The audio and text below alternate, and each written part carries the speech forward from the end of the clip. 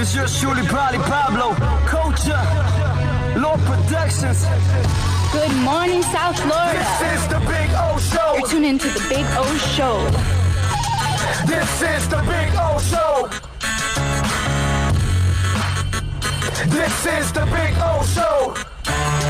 Judge, you tuned in to the hottest sports radio show with Orlando, a.k.a. the Big O. He covers all the South Florida teams, from the Dolphins to the Heat, well, you know what I mean. Monday to Friday, Probably Pablo in the Big O Show. Oh, on the radio, the top's where we gonna go. Andy, that's the way we roll. Locked on the morning show, we go. No one has a similar show. Talk sports, talk plays, talk live and direct. Because nobody do it better than Big O in the set. From sunrise, listen live, it's the best of the best. He's got the fans, got the heat, he's the best of the best. Big O, the only talking sports with a style. Break it a morning, it's Big O-N. Thank you for tuning in, keeping you glued in. Stay tuned, because right here's where the rumors in. Same place, because right here some of them begin. Simply call and just state your opinion. Real talk, sports talks, the Big O Show.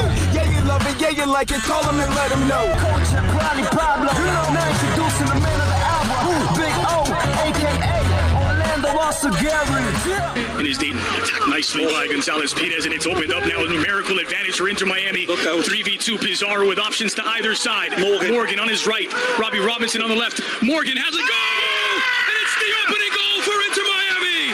Wonderful strike. This shot draws eyeballs as big as Marty Feldman on the way to the net. Brad Guzan. Wonderful counter by Inter Miami, and they are stretching out Atlanta like spandex on Fort Lauderdale Beach. It's a wonderful finish, and it's a wonderful, considerate pass into him by the Magic Mexican. He's got left Robbie Robinson, he's got Jinky here, Jinky Morgan, and that's catapulted with full wicked intent. It's a beautiful outside of the foot pass right into straight. One touch to caress, and the second one to say good night, Vienna. Oh, next is Ben Sweat cutting to the inside. Plenty of targets to pick out in and around the area. And still alive for Inter Miami. Here's the goal scorer, Morgan! And he's done it again! Lewis Morgan with a second of the match. Well, again, you've got to give full credit to Ben Sweat out wide, taking nothing away from Lewis Morgan. Wonderful ball here again from Ben Sweat. The coolness, puts the ceramic brakes on, Halls hesitates, gets a little fortunate here, but he knows that Morgan is waiting, saying, feed me, baby. Ben tries to get it through here, but he gets a second bite like Mike Tyson. Wonderful calmness, beautiful consideration, and he uses the upright like Minnesota Fats with his pool cue. Second chance for Barco! And this time Robles responds brilliantly. Another kangaroo on a springboard save by Big Louis Robles. Inboard pass. And here's another look at it the other way. He goes left, he goes right. No matter which way, Kalen, he's got it down. Touch Torres to the wall, and well, it's easily dealt with by Robles, but it could have pinged anywhere. Couldn't have. It's easy for you to see as well. This is the Big O Show. This is the Big O Show.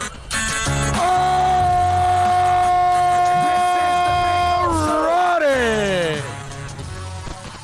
It's a beautiful Thursday. You know where we're at. We're at Toyota of Hollywood. Yes, heaven in Hollywood is right here. 400,000 square feet. We're going to be out here for several hours having some fun, talking some sports.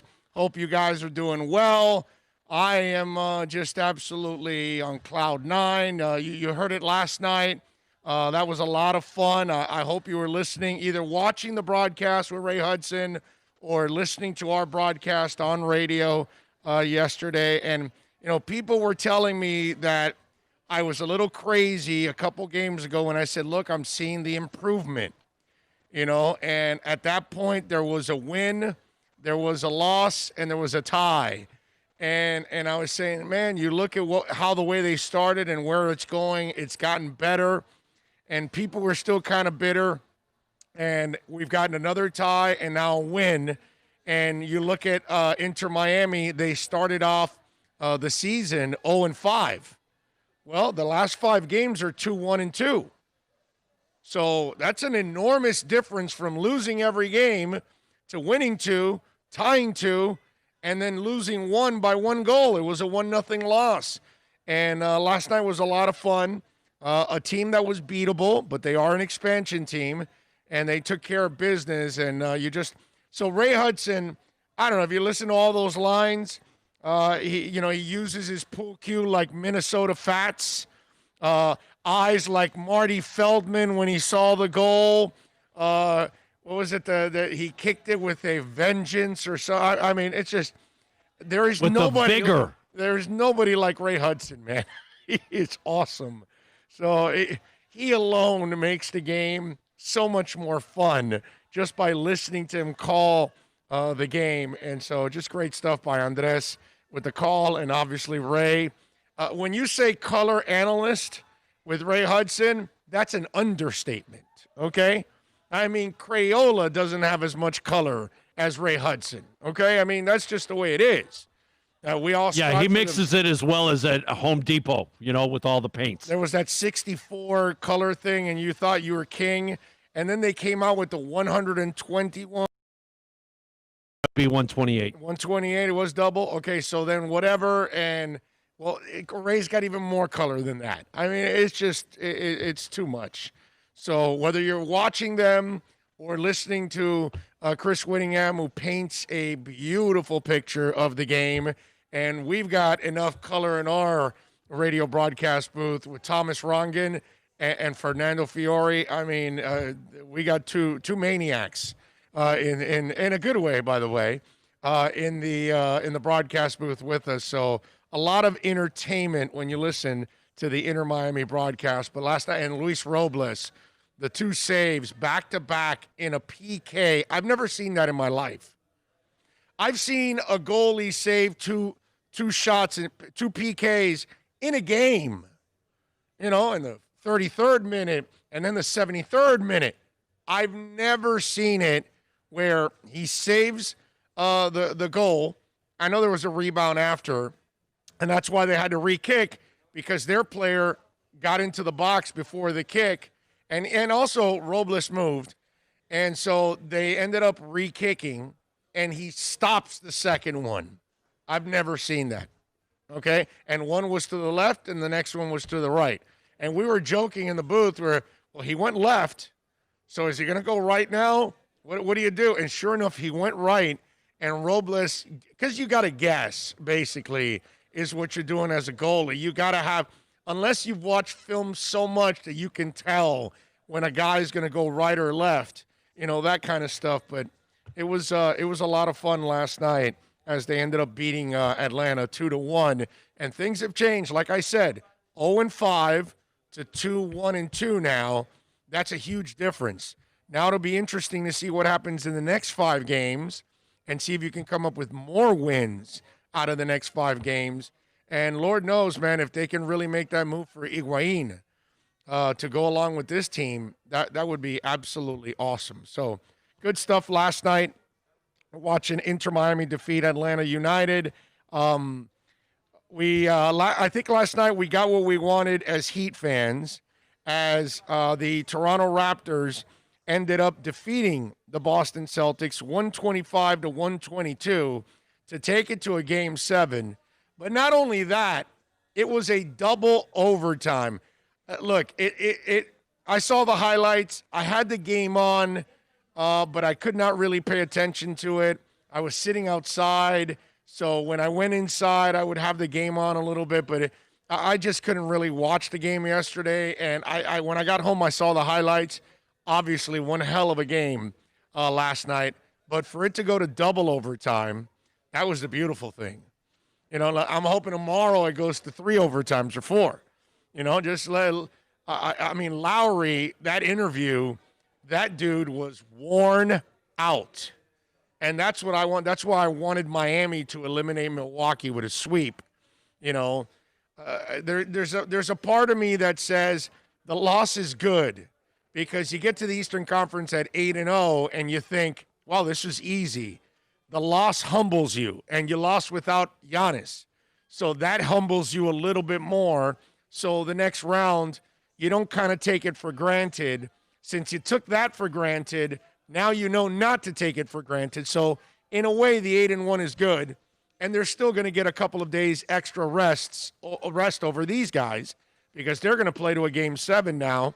And this has been a knockdown, drag-out series where we can't say that about the Milwaukee-Miami series. We can't say that about Miami-Indiana. It wasn't knockdown, drag-out. Miami dominated both series. So it wasn't like they were in this kind of fight every game or anything like that. Toronto and Boston, this has been a battle, and watching the highlights yesterday, you could tell that was one awesome game last night from beginning to end. And I have it recorded, actually. It's still in my DVR. I'd be lying to you if I told you I'm going to watch it tonight. I probably will end up. Give me a break, dude. I got Canes tonight. I got the NFL tonight. I got Marlins tonight. There's enough on your plate already. Yeah, to bro. Backtrack to yesterday, yeah. Yeah. No, and you saw the highlights. You saw, I saw all the highlights. It's just you know what? I got to give props to them, man, because on paper they are nowhere near what Boston has. Yeah, Boston has better talent. They on paper are better. Got to give some props to Toronto, man. A lot of heart, bro. Yeah, definitely. But I say last night, good for the Heat. Oh, really good tomorrow night, Heat. are we looking for quadruple? Yes. Overtime? 4, 5, 6 overtimes. Set a new record? I want them to play the longest game in NBA history tomorrow. Let them just keep playing until like an hour before our game, right? Yes. Yes, please. Just play. play on, baby. Just play on. All right? Play plenty. By the way, this Inter Miami mask doesn't really muffle me that bad. Not at all. It's pretty good. And it's multi-layered too. But so it's good. It looks cool. Yeah, oh yeah. It works. Damn right it works. It's Inter Miami, baby. It's a la Rosa Negra. That was a lot of fun last night. Oh, man. And like you said, the commentating, because obviously I was doing Channel 33. Right. Man, Morgan, got to give him, man, wow. Yeah, good stuff. So last night, at least, the Heat got what they wanted. They extend that one. They get to sit back, get a couple extra days rest, chill out. Jimmy Butler picked up a couple bumps along the way, so he gets to, relax overall. So looking forward to that. Got a bunch of things to talk about today here on the program. At 1 o'clock, Manny Navarro is going to stop by. He's going to join us, so we'll talk a little Canes as Canes and UAB tonight. And I talked yesterday, somebody asked me about the Canes improving, and I was basically honest with them. I said, I don't know. Okay? I have no idea. You don't care about what we heard about the 7 touchdowns by Derek and 330 yards? That's not. No, because they're not going to be objective whatsoever. They're not going to tell us about all the bad stuff that ended up happening. So, and I talked to you yesterday. You can go back and check out that segment that I need to see a better coach team is really what I want to see first and foremost. It doesn't matter to me what talent you get if you don't know how to coach them up, if you can't prepare them. And so tonight, you go against the UAB team that already has a game under their belt. Remember, because they played last week. They beat Central Arkansas 45-25. They won 9 games last year. They won the West in Conference USA. And Miami comes in as a 14-point favorite. So they clearly feel like is the better team, and they should be, and they've got the better talent. But we watched under Manny Diaz last year. We watched the Hurricanes lose to inferior talent, struggle against inferior talent, barely beat inferior talent, and it didn't happen once. It happened multiple times last season. So that's where I can't take UAB lightly until Manny Diaz proves that he actually can coach up a team and have them prepared. And so I know there's no Greg Rousseau, so now you're going to put a lot of pressure on Quincy Roche, the kid that came in from Temple, and Jalen Phillips.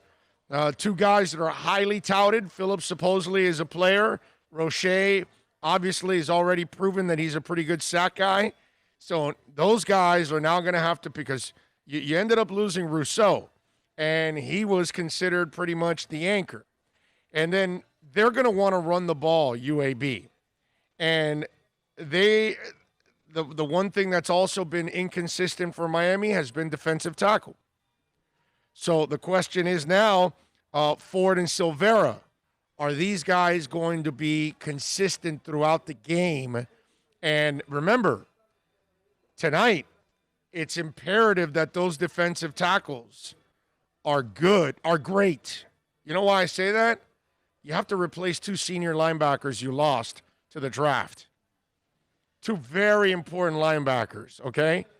And it's not easy to replace those guys. So I would not be surprised if early on the guys that are there struggle a little bit, are not at the right place where they're supposed to be, those kind of things. And that's why it's really important that the guys up front clean things up big time and don't let a lot of the loose stuff escape, so that way they make the job a little easier for those linebackers. So when I said Ford and Silvera got to step up, they've got more experience than two of the linebackers that are coming in. You at least have one of the three guys back, but he's not the best out of the well, it might be the second or he could be compete. We could argue that he could be the second or the third. I don't know. Covered skills of what's his name? Yes. Yeah, but the leadership and against the run and everything else was outstanding. You had 4-year starters, man. You always lose something just because of game experience. Yeah. And so the last memory we have is Miami losing a bowl game 14-0 Louisiana Tech. You know what I mean?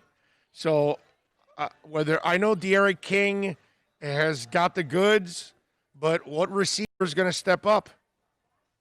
Right? You know, is Mike Harley finally going to actually do something here? Because D. Wiggins, D. Wiggins is a guy that I think you can count on. Pope, we still don't know. Harley, we still don't know. I mean, you know what I do feel good about? Cameron Harris at running back. That I feel good about. I like him. He ran hard every time last year. Every time Cameron Harris touched the ball, I admired that kid, the way he played the game. I feel good about him, but then again, what about the offensive line? You know what I mean? So there's a lot of questions to answer, and normally I would half-ass a game like this against UAB. Let's be honest. When the Canes are the Canes, I'm like, all right, I'll watch it. I'm going to watch it. I love my Canes, but I don't need to worry too much about UAB because the Canes are the Canes. They're going to kick your ass anyway.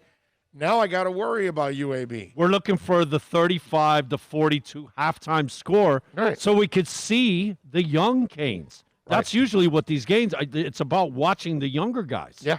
So and we haven't been able to do that because the starters haven't done their job, and it's stayed a game.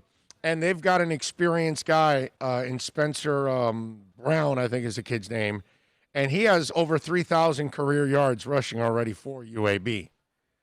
So we're talking about a kid that, again, if these tackles aren't doing their job, and I know Quincy Roche is great at rushing the passer. How is he against the run?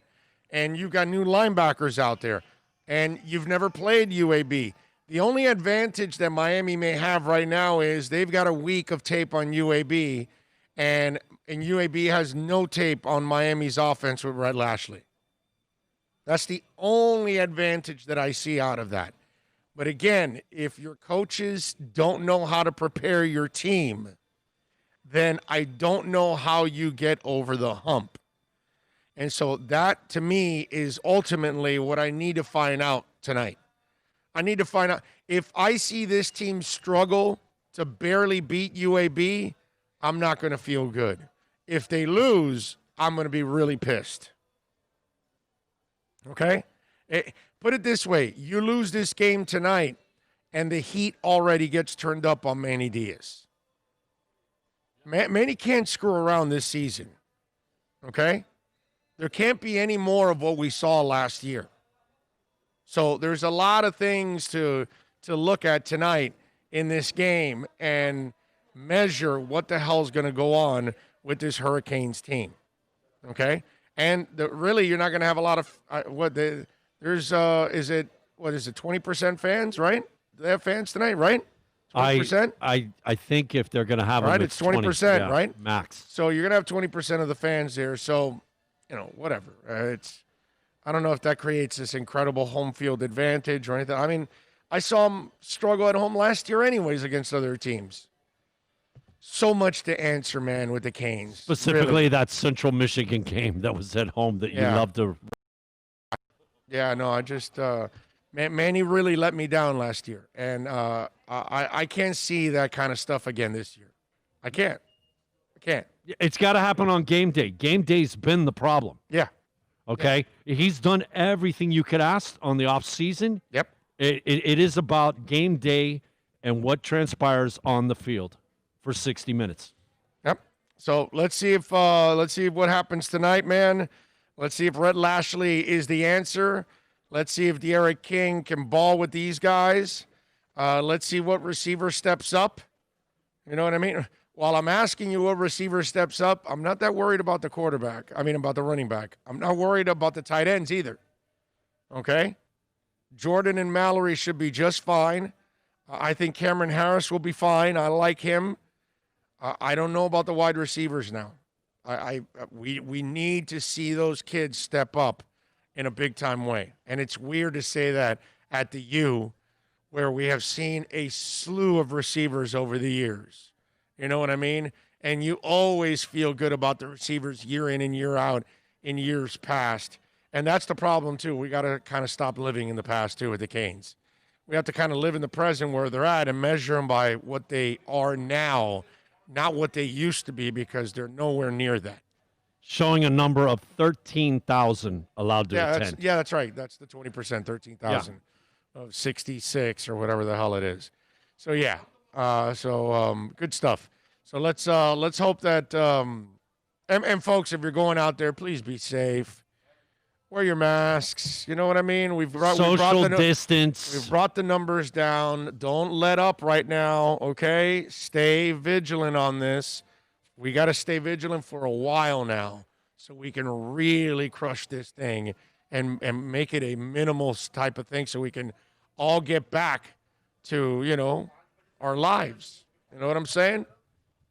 I don't mind being home, man, but I mind missing out on my concerts. I will say that. If I'm not mistaken, I don't think they're selling alcohol at the game in the stadium. Good. And that to prevent people from getting loose. Good. And it makes sense. Good. Alcohol creates all the problems. Exactly, man. I know they make all that money off of it, and I know everybody makes a ton of money off alcohol. The most responsible person, get a few drinks in them, they get loose. The next thing you know, the mask is down underneath their neck. Yeah. Spitting all over the place. No, and then you tell them to put on the mask, and then they're screaming at you because they're belligerent already at that point, and they can't handle their alcohol. I just, first of all, I got to tell any of you out there, why you get wasted for a football game or a concert is beyond me. Spend all that money, right? Yeah, I mean, that's but not remember anything. That's the dumbest thing I've ever seen in my life. Well, it's one of them. There's lots of dumb things, but it's like, I've been over 100 concerts with Bill, way more than that, but whatever. But my point is, I don't know how many times I've seen the dude that's all wasted. And it's like, dude, would you spend $30, $50, $100, $150 on the ticket and you're not enjoying the show? I never understood the people that got wasted out of their minds. And they're not going to remember anything the next day. This is why people freak out when I remember things from a concert in the 80s or the 90s or whatever. And it's like, dude, how do you remember? Because I'm not freaking stoned out of my mind. I'm not drunk out of my mind. I'm not acid out of my mind. I'm not whatever out of my mind. Listen, you want to enjoy a little buzz? All right, go ahead and enjoy a little buzz, dude. But wasted? I've And the thing is, you could see 'em- ever understood that. You could see him walking in, and it's like, man, like you're then already plowed, and the show hasn't even started. You're going to feel like crap in the second half. Then you're going to feel terrible later on in the day. You're going to feel horrible on your way home. You can't drive. You're belligerent. You're a pain in the ass to everybody else in your group. You're a burden at that point. I mean, grow the hell up. Yeah, a lot of man. times people end up having to take care of those people and missing the, dude. so it isn't just what you doing. You inflict it on whoever's got to take care of you. I've never understood the people that get wasted at games or at concerts. You wake up the next morning, you don't remember a day. People ask you, hey, how was it? It was good. I avoid getting drunk, bro. Why? I've been drunk, several times, decades ago. But it's like, I remember. It's like, I don't want to feel like that, dude. But I was a kid in those days. That's what you do when you're a kid. But, once you grow up, I mean, I've never understood that. I don't know what it is. You either have an alcohol issue, you have a drug issue, you have some kind of personal problems, because it doesn't make any sense to me that I'm going to get completely wasted so I don't remember this championship game. I'm going to get completely wasted, and I'm not going to remember this U2 concert. What? No. No. I can't do that, man. It just doesn't make any sense to me whatsoever. So, if and they should eliminate alcohol at all these kind of events. At this point, it's not worth it. If you're trying to get everybody in line, then, alcohol just throws you completely off. And if you're selling alcohol, it's just out of pure greed at this moment that you just want to, business, because alcohol is good business, because you're going to make a lot of money. And I know most of us most of us drink responsibly, you know what I mean? But those people that go out there, and I've just never understood that. But I'm looking forward to the game tonight, 8 o'clock, ACC Network. I love that Hulu, by the way, has ACC Network, so it's a beautiful thing. I'll be watching it tonight and enjoying it, hopefully enjoying it. Hopefully. I would love to tell you I feel confident. I can't say I do feel confident, and that's only because of Manny. That's all. And I better not see some of the stuff I saw last year. That's all I'm saying. It needs to change, and it needs to change right away. I thought it was interesting that the Lakers and the Rockets on TNT are at 7 o'clock. That's like... something, you're going to go head-to-head with the NFL. Yeah. I don't know that that's such a smart move. No, it's a completely stupid idea, but it is LeBron. So that's where you do have a chance of keeping a great audience, because you've got LeBron on television. So, I don't think Harden... And there are a lot of Laker fans. Right. There are a lot of Laker fans. I mean, come on, dude. Lakers, Celtics are... Yes, 1-2. Forget about it, bro. No doubt. They have the biggest fan bases, but my point is, it's not really a Harden Westbrook thing. I don't think people will go out of their way. They'll stay watching Pat Mahomes and company over those guys. But LeBron's different. LeBron is the guy that does bring... He's a draw. He is. Yeah. So I can see where people will still watch the Lakers, but I thought they would go a little earlier, the 6 o'clock game. That way, think about it. Your games usually last around 2.5 hours, 2:45 in the NBA. Serve it right into the, Right into the NFL, dude. There's a lot of people that are NBA people that I've heard say that.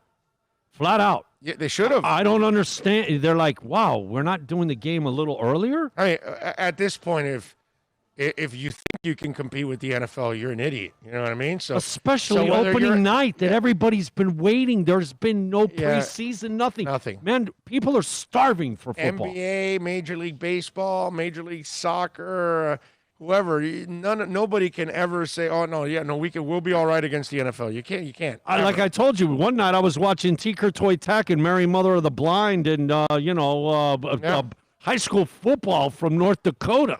Okay. Now, mind you, they were both in the top 10 in the state, okay? Yeah. That's no, because you know what? Look, we do it. We get into preseason, and it's, by the third game, it's okay because obviously you got your starters probably playing the first half and then the first drive in the second half. Right. It's more real football. Man, after that, you're like, man, give me to the regular season. The fourth game, other than yourself, I think you and maybe the coaches are the only guys watching the game. You know what I mean? We didn't even get any of that. We didn't even get sick of preseason. Yeah. You know what I mean? Yeah. So, we're clamoring, man. We're starving and drooling for football. I'm with you. Kenneth Cleveland already chiming in with his first super chat.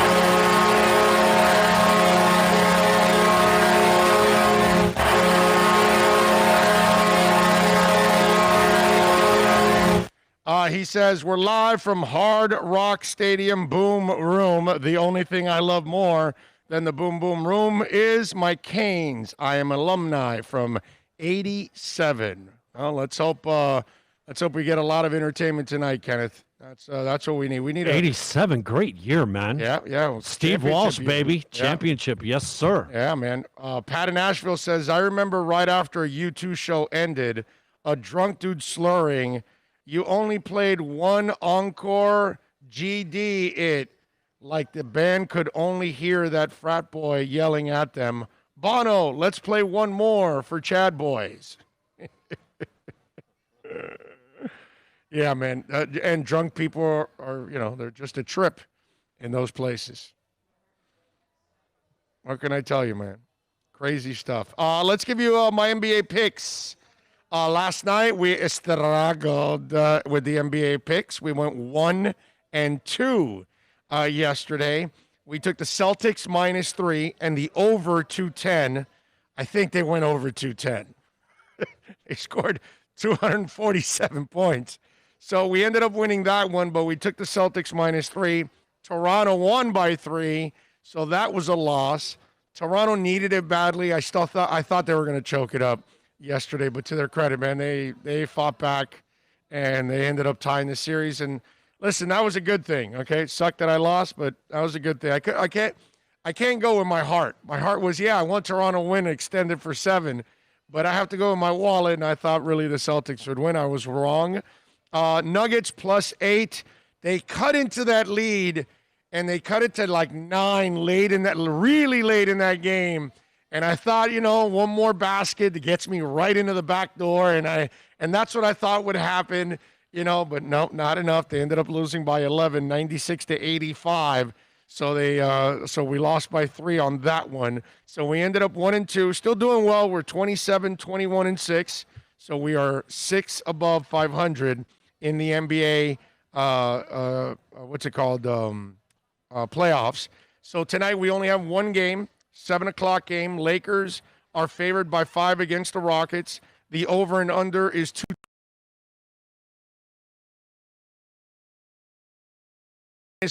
This one, the Lakers are going to rout them again today. I think they're going to pull away. I think they're figuring them out now at this point. Westbrook, since he came back, he really has not. He's not normally an efficient player. He's a volume shooter, but if the dude wants to keep shooting from the outside and shooting threes, then I'm sure the Lakers are going, go ahead, dude. You suck at shooting. You're not a good shooter. You got to drive it to the hole. That's what you got to do. It kind of reminds me of Kendrick Nunn that I've been telling you, I don't want him to shoot, but I do want him to drive to the hole, play defense, pass, all that. He does everything else well, and he's gotten some points, going to the basket. That's what I want. I want Kendrick to break people down, go to the hoop, try to create for himself or somebody else when he drives. I don't want him shooting. Westbrook, you want to keep launching threes? I'm sure the Lakers are laughing when they're looking at the film. There's Russell with another 3. Hey, guys, don't cover him. Let him shoot the 3. Back off. So if you want to do that, go ahead, bro. And you want to be, hard-headed. And I give him credit in the last game with all the turnovers and everything else. He pointed fingers at himself. It'll be interesting to see how he handles it tonight. But he's so emotional and he's so driven by playing his style that I don't think it's conducive to winning a championship. I just don't. You need so many efficient players around him in order to make up for his inefficiency. That I just don't think Houston has it to beat the Lakers. That's for sure. And Morey's crazy ass scheme of these small ball and all that. It's a novelty, but it's not something that is going to win you a championship. So I'm going to actually go over 220.5 here also, because I think they're going to score a lot of points in this game, and I think the Lakers are also going to win big. They'll win by about 10 in this game, so I'm giving the 5. Those are my 2 bets tonight with the Lakers. All right? So there you go. All right, 786-322-1105 if you want to get in on the text line. That's 786-322-1105. What's it called? Manny Navarro, by the way, will join us at 1 o'clock. My man Herbie Lopez is going to come by. We're going to talk a little Heat, talk a little Lakers. His Lakers are playing tonight. We'll talk a little Toyotas with him at the top of the hour. So if you're looking to buy or lease a vehicle, you can find out a little bit more from my man Herbie Lopez here at the top of the hour. Hey, Marlins. Last night they lost 29-9. And I got to tell you, I wasn't a Yamamoto fan, right? And yesterday showed again why I was not from the get-go that I saw this kid, I just didn't see it, okay? I just didn't. It's not like when you see Sixto, like, okay, wow. When you see Sixto, it's like, okay, when's he pitching again? Let me lock it down. I got to be there. That kind of, if stadiums were open, if we're all responsible. It'd be like Dontrell Willis back in the day, right? Or Jose. We're encouraging people like, yo, we got a special one. Let's go see him. Let's go see him. Let's go see him. Okay? That kind of stuff. That's what Sixto is. He's must-see TV. And what I just want to say one thing. Marlins are 19-19. They had a terrible night last night. They lost 29-9. Okay? I just want to remind all the idiots out on social media, and I don't know if they're doing it on radio locally or whatever. They won the series. Okay? They won on Monday and Tuesday. They lost Wednesday. All right? A team that's better than them, a team that's more experienced than them, a team that has playoff experience. They won the series. Okay? So if you tell me the Marlins can win 2 of 3 in the third game, they're going to lose 29-9, I'm going to take it every day of the week and twice on Sundays. You don't get extra losses for 29 runs. Nothing. You get 1 loss. It's the same number. It's just like people are making a big deal out of it. Oh, my God, the Marlins are terrible. And they're not. The Marlins won 2 of 3 in the series. Let's go. Relax. Chill out, dude. These kids are fun to watch. They're not perfect. They're not supposed to be. They're not even supposed to be 19-19. So just relax, man. Put it in perspective. Get a grip of reality. It's like so many people are hung up on trying to make their joke for 29-9 and then piling on the Marlins from years past and all that. This regime is trying to separate themselves completely from years past, okay? And then just look at what's happened in recent history right now. If you're going to laugh about 29-9, you got to understand that they won the first 2 games. So mission accomplished. You know what? Maybe the last time I checked, that's what we call a great series when you win 2 out of 3. You want that all season, man. You get that, you're 66% winning. No, they're in the playoffs if they do that. Yeah, well, no, but I'm saying if you win 2 out of 3, it's 66. You're one of the best teams in the league. You're winning 100 games in a regular season. Yeah. You know what I think it is, though? The fact that people are so used to piling on the Marlins that here they finally got something that they could jump on because they haven't really had anything to bitch about all year. Right. So we're going to pile on. The other thing is whenever you see these stats that – because let's face it, man, baseball goes back now, to 1880, 1890 or something. Yeah. But look, they were talking about this is the most runs scored since 1900. It's 120 years. I get it.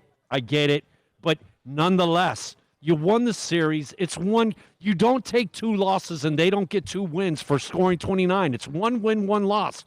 Big deal. I just I saw all that and the people piling on, and it's like, I felt bad for Pablo Lopez, who gave up a lot of runs and what is it, 1 2/3 innings or something like that. He gave up like it was 7 weird. runs. Look, it was weird looking at the box score because obviously I'm watching the Yankees and I'm keeping my eye on the Marlins. And 2-0.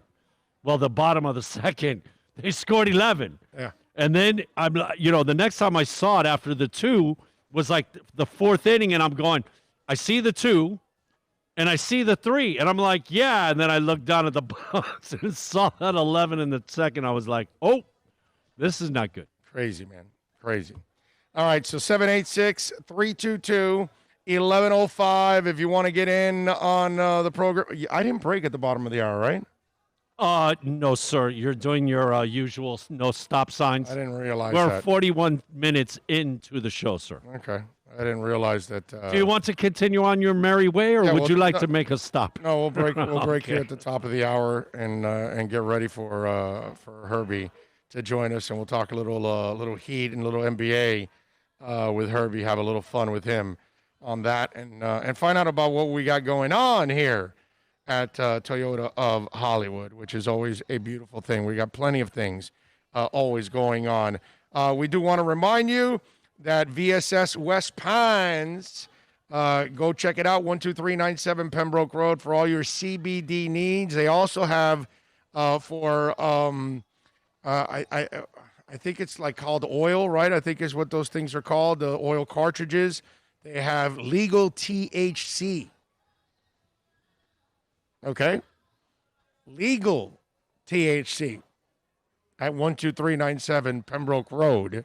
So if you want to get some legal THC, just saying. Okay, CBD's one thing, all right? THC's another, all right? So Bend and twist you in the right way. I'm just telling you. So hookah pipes, water pipes, you name it, they've got it all there. The e-cigs, for those of you that need the e-juice, all of that, they've got a CBD also for your hookah pipes, and that is exploding now because so many people that like to go to these hookah bars, they don't go now because of Corona, and now they're realizing that they get to save a whole lot of money when they actually do it at home, because you spend so much money at a hookah bar that you don't realize that you could have bought like 10 hookah pipes with 2 trips to the hookah bar. So get on down to VSS. They got all of a selection of water pipes, hookah pipes, you name it, man, rolling papers, whatever it is. You need all kinds of funky little different things. You see some of them in my studio, like the Rush lunchbox that Doug and Victoria got for me, stuff like that. 12397 Pembroke Road, and in Pembroke Pines. Call them too, 954-613-3367. Jose, all the great people out there, Jason, Tommy, Alex, they're all there to help you out. 954-613-3367. Go to the website, vsswestpines.com. It's a buyer's market at Toyota of Hollywood. Over 1,500 Toyotas on the ground, and truckloads just keep on coming. Now pay up to 50% less. 2020 Camry, not $29,000, $17,775. 2020 Corolla, not $22,000, $13,775. Buy a new 2020 Toyota with 0 down and 0% financing, or we'll make your payments till 2021 at Toyota of Hollywood, the #1 volume Toyota dealer on 441 between Hollywood Boulevard and Sheridan Street. Are you tired of watching the same old travel videos on the internet? Well, then check out MikeNoGoZones.com, a travel documentary that's breaking barriers. I go to the places that the media tells you to fear, where no one else dares to go. Baltimore, Opelika, South Side of Chicago, and more. Go to MikeNoGoZones.com. America's safest and best-selling compact luxury SUV is at Acura of Pembroke Pines, and this is how we do it. RDX, $339 a month at Acura of Pembroke Pines, the #1 volume Acura dealer.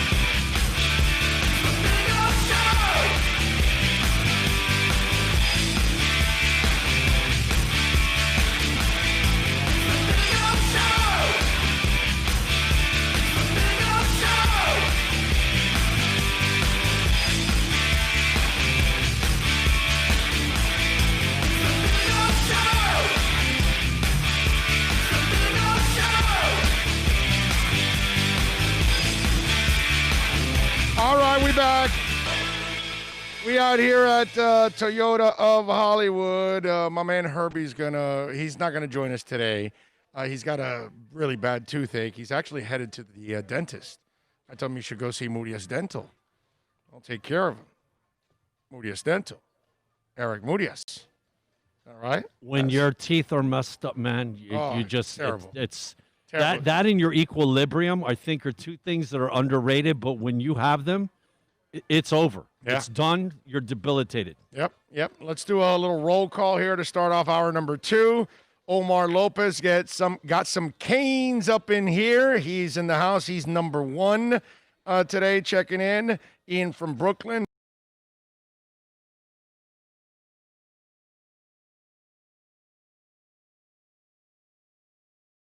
In Gus 1388 says, "What's up, O? Saw the Tua doc on demand. Very emotional. Can't help but root for the kid. It's going to be a wild ride as a Dolphins fan." And we'll get to some Tua talk too now. Let's see. Hard at work. Oh, we are always hard at work, my man. Thank you, sir, Mark. Julius 305. Loving it that there's NFL tonight.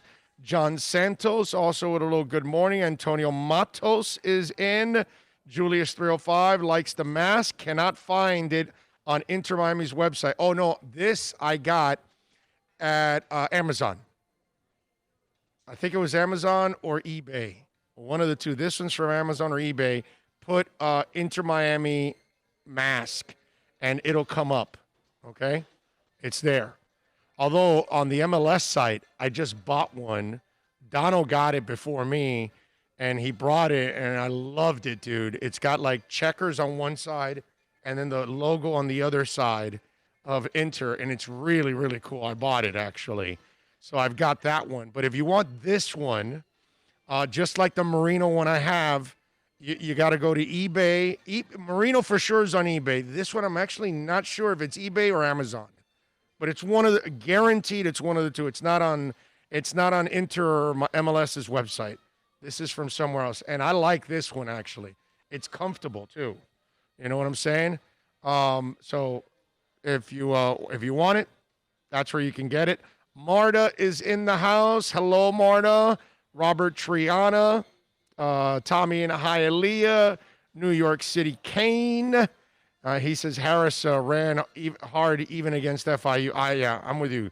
I love Cameron Harris. He's one of those guys that I feel good about with the Canes. Let's see. Antonio says, totally agree, Big O. Manny Diaz, he needs approval to win this season. Okay, I see what you're saying. Yes, he's got to win to get approval from the fans is what you're saying. I got you there. Let's see. Ian from Brooklyn, that's right. Smash the like button. Let's go, folks.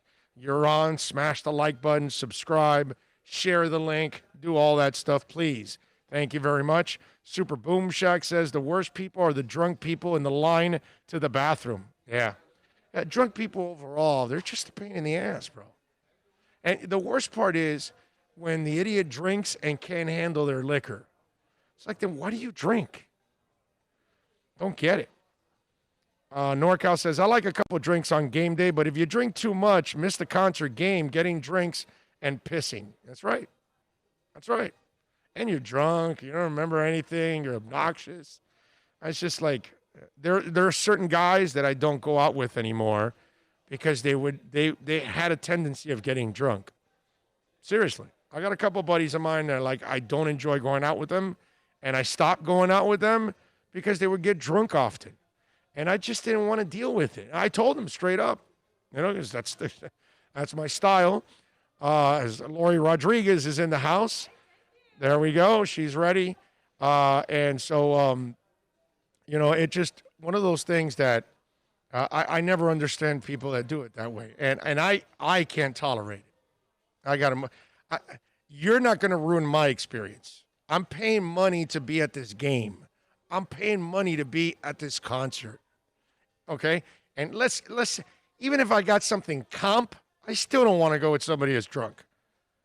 Oh, I'm missing the concert. Oh, but I didn't pay for it. Hell no, dude. I want the experience. You know what I mean? So, yeah, I'm with you. I never understand that. Let's see. What else do we have? Good morning, Big O, from Thomas and Ray on the Meadows shredding truck in OKC. Let's go Canes. Eric EJD Construction in the house. There you go, folks. EJD Construction. Call my man Eric.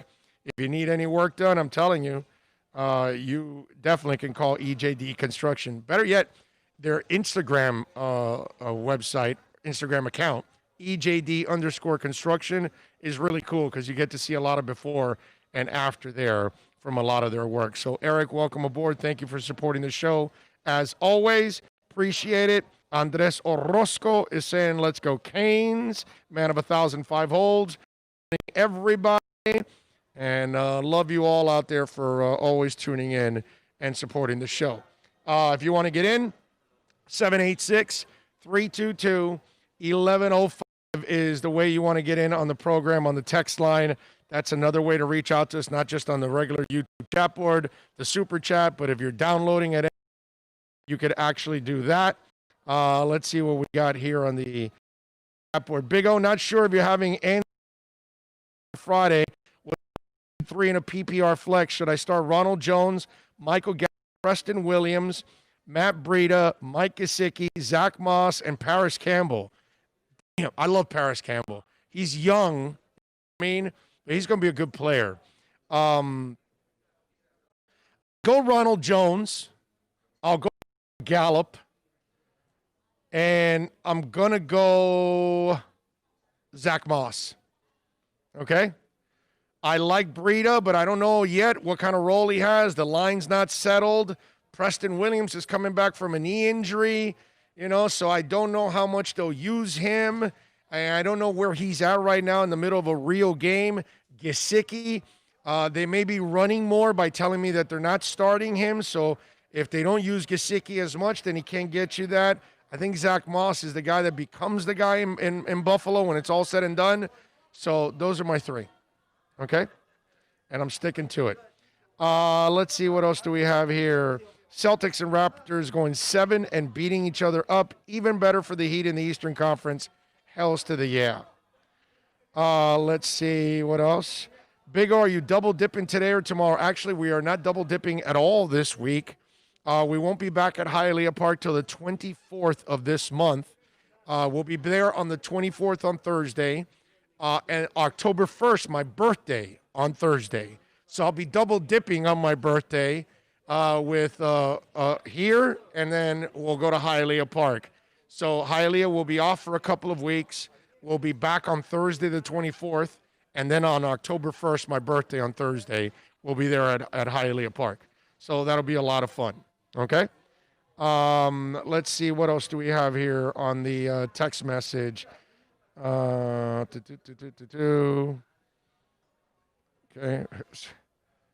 All right. I don't know why somebody sent me that link. Okay, and let's go Heat. All right, good stuff there. What else do we have here? Big O, what do you think about Lynn Bowden? We know you know.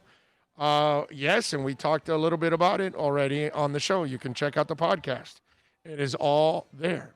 Unfortunately, we are not going to repeat everything we say when it's already been said. Anthony, it chimes in. Big O, this isn't really groundbreaking, but it's just crazy to see how much this roster has been turned around since this time last year. A lot of progress. Oh, yeah. Yeah, man. That's and you'll see another large turnover, one more offseason, and then it becomes trimming after that. But you'll see a lot of changes next year, too. Yeah, that's just the way it is. You got to turn over the roster, and you got to get your people in there. You know what I mean? Raekwon McMillan is a good player for a certain scheme. It just wasn't this one, unfortunately. So it's part of the weeding out process, like many of the players that they've had to cut, trade, whatever it is that they had to do to move on from them. But that's part of the process of actually, rebuilding a football team in the vision of whatever coach takes over.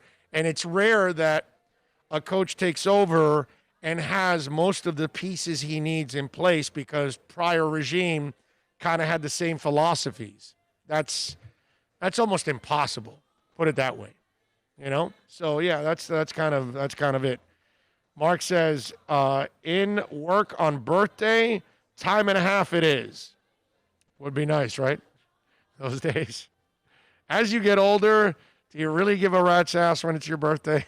It's like it's just another day. You're going to work the same way. It's not going to, it's not really going to change what you do. That's kind of the way it is, unfortunately. Man, celebrate turning 29 again. Yes, exactly. Exactly. Celebrate turning 29 again. I love that. That's fantastic. All right, let's do this. Let's hear from head coach Brian Flores, and let's break down some of his comments today. He addressed the media, and there was a little bit of news that came out. All right, let's go with Coach Flores. Go ahead, Bill. Hi, Brian. Wanted to get in 2 questions for the price of one, again, if I could. With Byron Jones, is the Achilles at all a concern in terms of whether he's actually going to be able to play through this? And wanted to ask you why you and Chris decided to take a chance on Callaway. I know that the league-owned website says he's got to sit out 7 more weeks. Well, I'll start on Callaway and Chris and the personnel staff, Chris, Marvin, Brandon, and our scouting department obviously did a lot of work on Antonio, along with a lot of other players.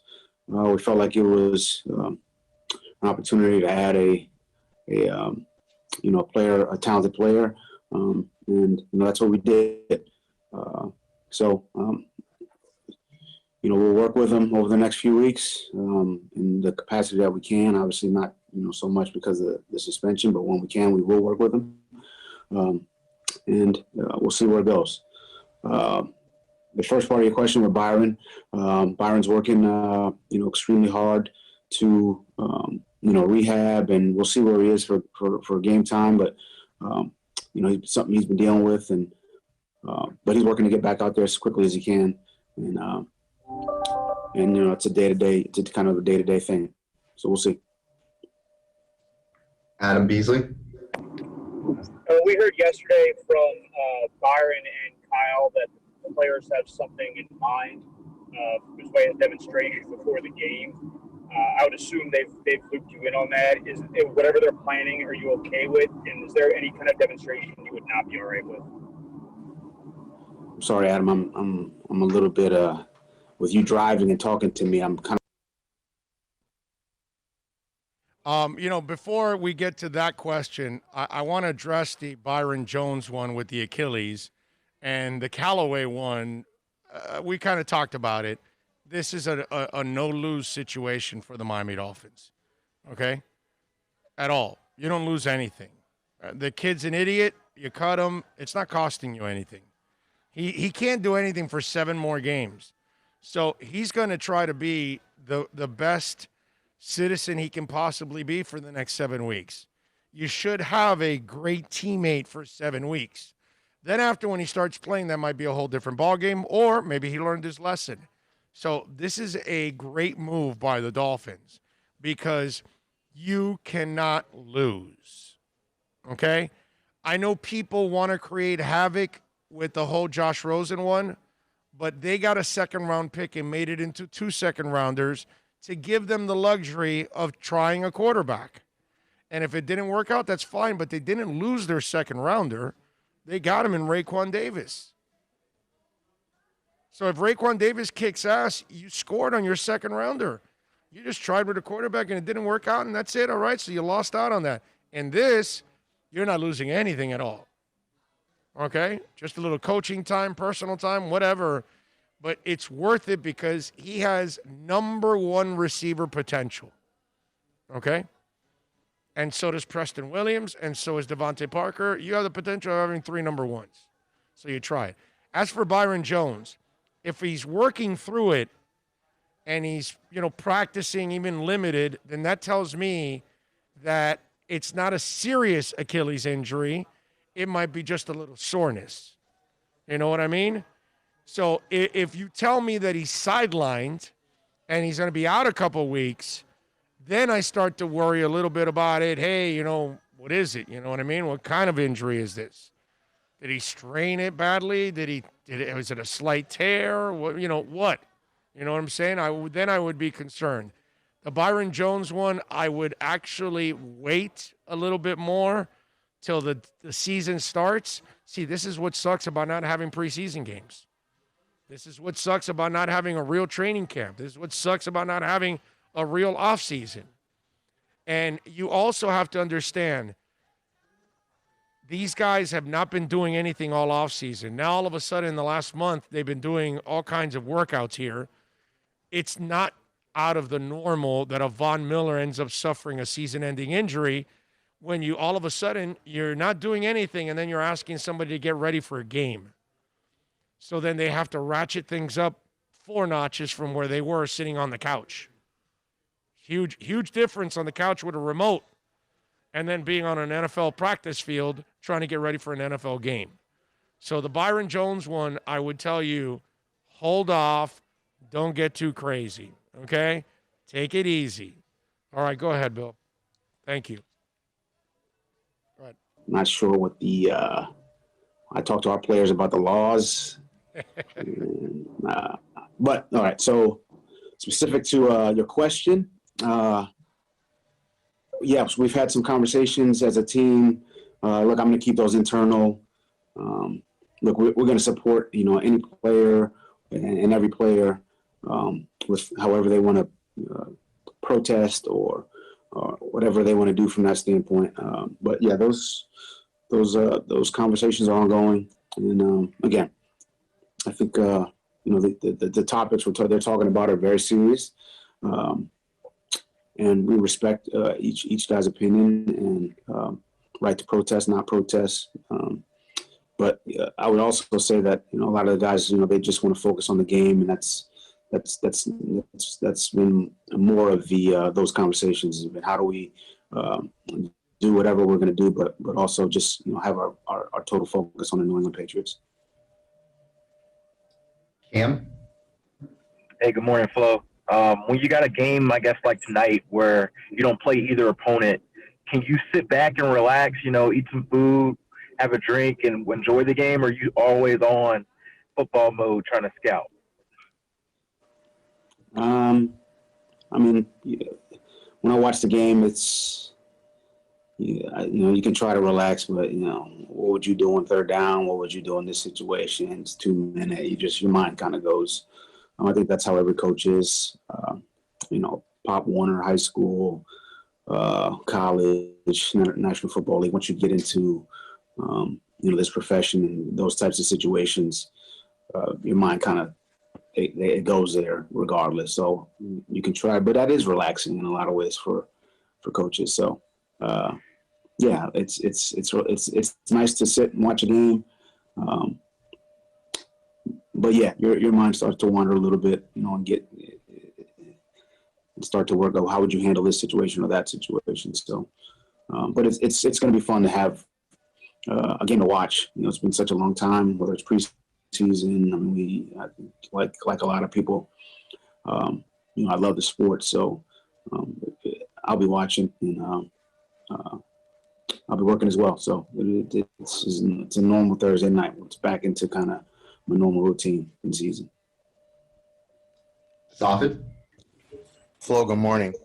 At some point over the course of this season, you'll be faced with the decision maybe of, maybe having to pull Fitz and put Tua in at quarterback. When you do have to make that decision or come across that bridge, whether it could be halftime of Sunday's game or later on in the course of the season, what makes you feel that Tua would be ready and prepared for that moment whenever it does come?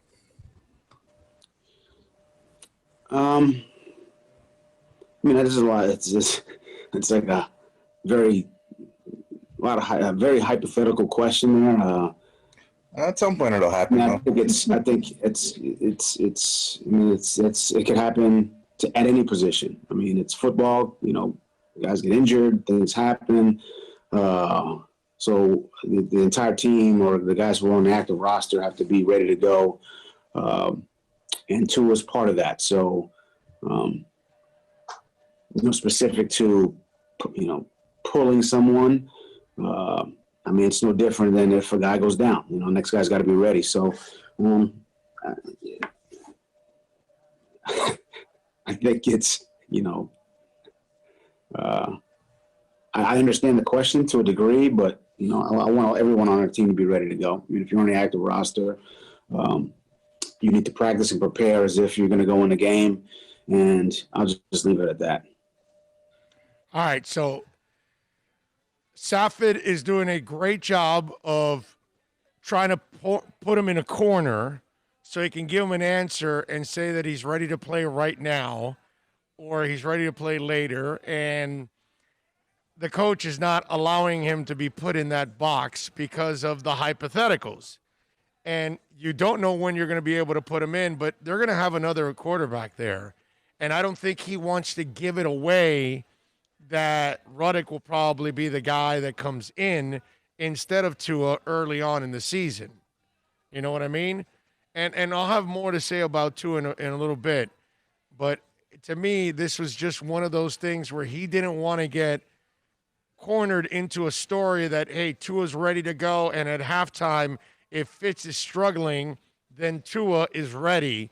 And then all of a sudden, coach says he's ready to go. Coach says he's 100%. Coach this and that. And the second that Fitz starts to throw a couple of passes awry, guess what happens? People start writing articles. Talking heads get on television. Guys get on radio or ladies get on radio and start talking about, hey, you got to start playing Tua. That's why you drafted him. And so he doesn't want to be painted into that picture. And so he just leaves it in general that everybody's got to be ready. But he's not specifically going to tell you, hey, look, something happens to Fitz. Tua's ready to go. He's not going to tell you that. He's just going to say in general, hey, listen, every position, everybody's got to be ready. That's all. And then that doesn't tell you that Tua's ready. That doesn't tell you that Tua's next. It just kind of tells you that in general, everybody's got to be ready. So it's interesting how Flo is able to kind of defend these questions or fend them off. In other words, not defend, but fend them off and not allow himself to get painted into a corner because he said something that now is used as a quote and is the material for the next article when something happens down the line. Expertly done by Brian Flores. Go ahead, Bill. Omar? Don't know how I could follow that one up, but I want to ask you about, do you see the coincidence in the fact that you've got 3 former Patriots as captains, even though technology. Anybody else lose them? Those guys having been with you and familiar with your scheme and familiar with the organization you're coming from, does that have any kind of impact on where they've gone status-wise on your squad? You kind of froze right in the middle there, Omar. So I believe the question is about the 3 Karras, Patriots. Roberts, and Kyle. Well, I mean, I think they're all, good players. They're smart. They're tough. They care about the game. Their team first. I think, they try to build relationships, throughout, in the locker room and, on defense, on offense, on special teams. They're guys who care about those relationships, but they also, there's also a number of other guys who are very similar. Guys who aren't former Patriots, like Bobby, like Fitz, like Gotchow. So it's always good to have those types of players on your team. And, I'm happy to have, the 3 former Patriots, but also the other guys we have as captains as well. Armando? Oh, pause there, Bill. Let me elaborate a little bit more on Omar's question. And by the way, I think we got to get Omar. Next time we get Omar on, we got to talk to him about his internet because that thing craps out every once in a while on these calls. He doesn't have a good internet service there. Something's going on with Omar's internet. But anyway, find out his provider so we can all avoid it. Yeah, well, that too, or it could be, I don't know, maybe things are all screwed up connection-wise somewhere on the street. outside your house. You know, you never know. There could be interference somewhere. But he definitely has some connection issues. But anyway, it's really simple. Okay, why you see his expatriate players become captains? You're implementing a system and a culture. And you have guys that you got that understand the way you coach and the way you are. And so what you want to accomplish. So it's going to be a lot easier to walk over to those veterans and say, hey, I need you guys to make sure you tell them this, this, and this.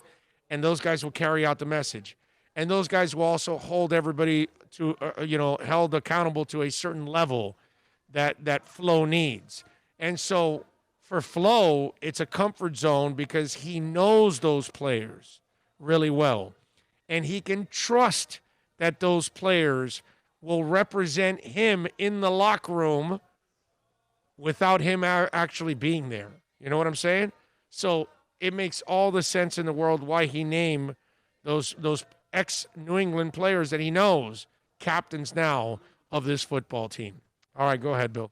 Coach, a lot has been said about the uncertainty of the game and how the teams haven't seen each other in preseason and it's new to everybody.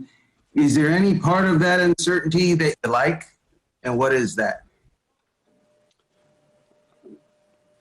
I think it's, there's uncertainty for everyone.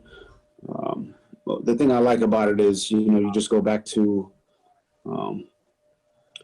your rules, your reads, your fundamentals, your technique, and, you kind of see how far you come along from that standpoint. And,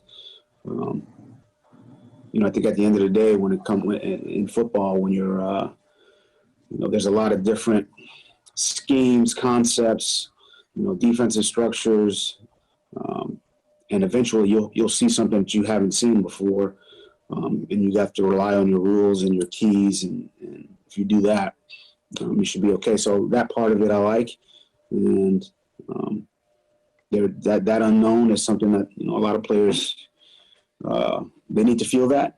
I think coaches need to feel that also, and how we respond to that. Will I think help us moving forward. Cam?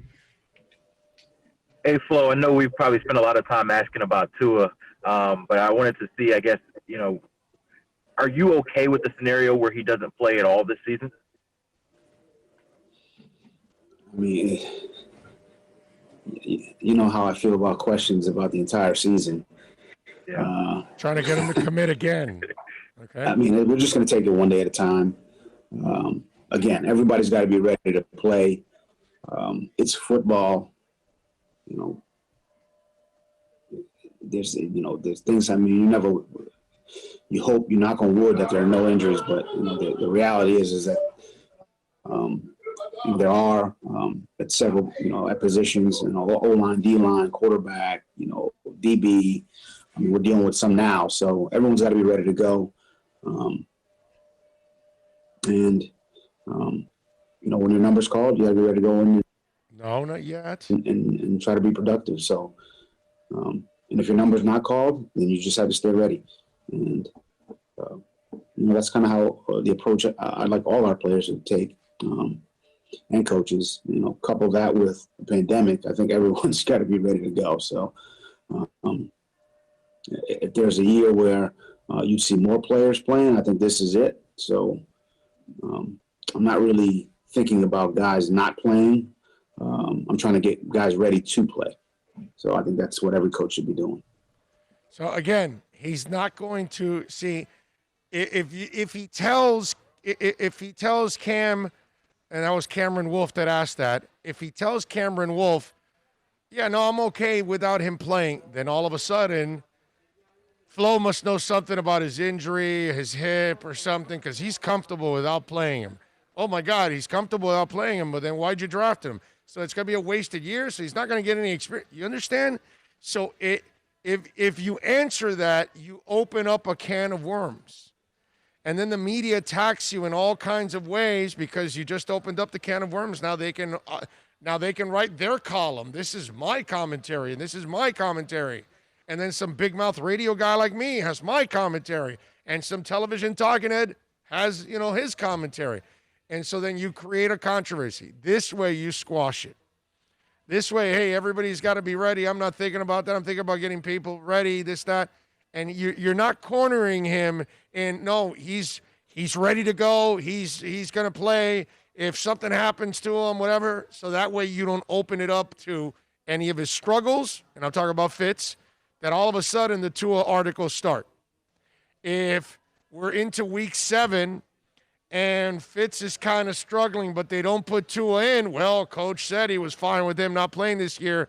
Maybe that was the plan all along, that they were never going to play him. They're going to let him heal and just kind of, see things in the process and learn from everything. I mean, Flo's smart.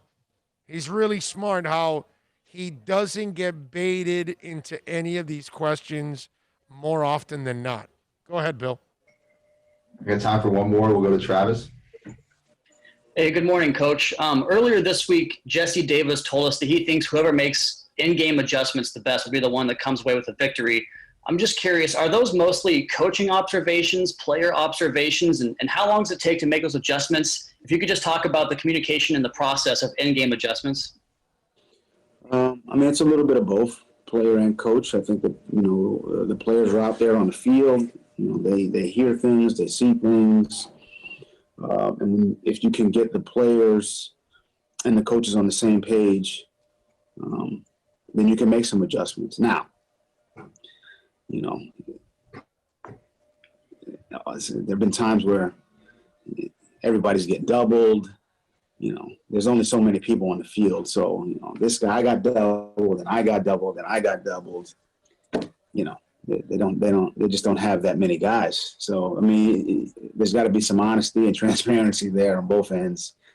And then you look at the tablet, and we have film. So we just try to tell them, let's be honest. And, if you screwed up a play, then, tell us about it, what happened, and, we'll get it fixed. But, I got cut, I got doubled, 8 guys got doubled. It's not, I've been in games where that's happened too, and it's not funny in the moment. It's funny the day after you watch the tape and you see the one guy who got doubled, and the guys who just couldn't beat a block. So, but yes, to answer your question, Travis, the in-game adjustments, they're you can make them, but it's got to be the communication on both sides has to be. It has to be transparent. It has to be honest. That'd be my my first thought. But thank you. I'll remind our guys on that too. All right, there's the fluff stuff. Anyway, so good stuff there by the head coach Brian Flores as his team gets ready to kick the Patriots' ass on Sunday. This is so awesome, right? Because we have the NFL tonight, we got Canes tonight. And now we got the NFL this weekend. It's just it's nice to see it all rolling around. A little more college this weekend too. The college one. I see the cases going up. I was reading a story about FSU. There's many universities that are having problems with COVID cases because obviously kids. So that one I don't have a lot of hope for, but we'll try to get as many college games as possible that we can watch at least. That'll be good. Some sense of normalcy, man. Yeah. That's what it is more than this is normal. Yeah. Thank you, because we haven't had it for 5-6 months. Yeah, it's weird. I'm sitting there with Dono, and we did our pregame show, and then we went downstairs, and we sat on a lower bowl. So we went outside to actually watch the game. We didn't stay in studio, and we were out in the open there with our masks, of course. But it's funny because there's like maybe 50 of us in the stands. Like 20 of them are the Moss family, and then 30 of us are spread out throughout the stadium. And I turn to Donna and I go, did you ever imagine that you would watch a professional soccer game and you would have the stadium to yourself? Because we're like sitting there and there's like nobody in our sections, And I've got a few seats between me and Dono, obviously. But it's just it's a crazy time, man. It really is a crazy time to how you can actually, what's it called? When you factor in everything and just how absurd things are, it's it just so weird, man. It's a weird year. Really like is. you know what? Especially the like people hitting home runs and stuff like that, and not hearing that roar of the crowd. Yeah. You know? Yeah, well, Cristiano Ronaldo just, I read an article this morning. It's like, he goes, it sucks to play. Basically, he said, it sucks to play without fans. It's like a circus without clowns or something like that. You know, it just takes away from the experience, you know, and I feel it. I get what he's saying, you know what I mean? Because I'm sitting there with Dono, and it's like, we have the supporter groups that are outside the gates, okay? They can't come in, but they're outside the gates. Getting any little glimpse they can, right? Yeah, and they have their TVs with them out there, so they're watching it too at the same time. But still, they're there singing and drumming and fireworks, and I mean, it really is amazing, and it's just a crazy time, man. And it would be nice to get some normalcy back, man. We're out here at Toyota of Hollywood, by the way, and we do want to remind you the 2021 Corolla LE, $149 a month. The 2020 Corolla hatchback, $239 a month. The Camry LE, $205 a month. The 2020 model. The 2020 RAV4 LE, $289 a month. The Toyota Highlander all-wheel drive, $379 a month. The 2020 Toyota Sienna, four-wheel drive, by the way, $349 a month. You're looking for a Prius, you want to save yourself some money, some gas. Right now, the Prius LE Hybrid is $316 a month. The 2021 Prius LE Hybrid, okay? So come on down here, man. They will take care of you. 1841 North State Road 7 in Hollywood. We're just a couple blocks south of that big, giant, beautiful guitar right off the turnpike. So come on by and say hi. Come on out here. We just saw the lovely and talented Lori Rodriguez pass by here. Herbie Lopez, although Herbie just went to the dentist. So Herbie's not going to be here right now. So if you come on over, come see all the other people out here, man. They will take care of you, I promise you, at Toyota of Hollywood. Steve Ostrob, Gary Thompson. I just saw Gary Thompson now. Rick, Eddie, Azric Smith, Joel Rubio. Just some great people out here. They will take care of you, I promise you. Just make sure that whether you're buying or leasing, you tell them that Big O sent you, okay? They'll take care of you at Toyota of Hollywood.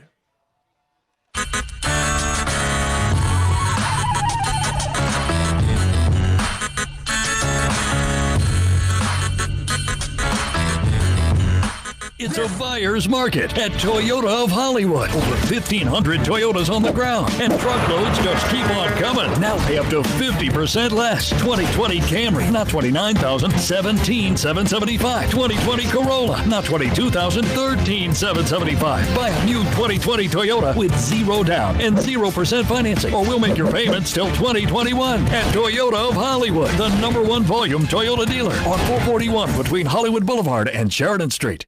Are you tired of watching the same old travel videos on the internet? Well, then check out MikeNoGoZones.com, a travel documentary that's breaking barriers. I go to the places that the media tells you to fear, where no one else dares to go. Baltimore, Opelika, South Side of Chicago, and more. Go to MikeNoGoZones.com.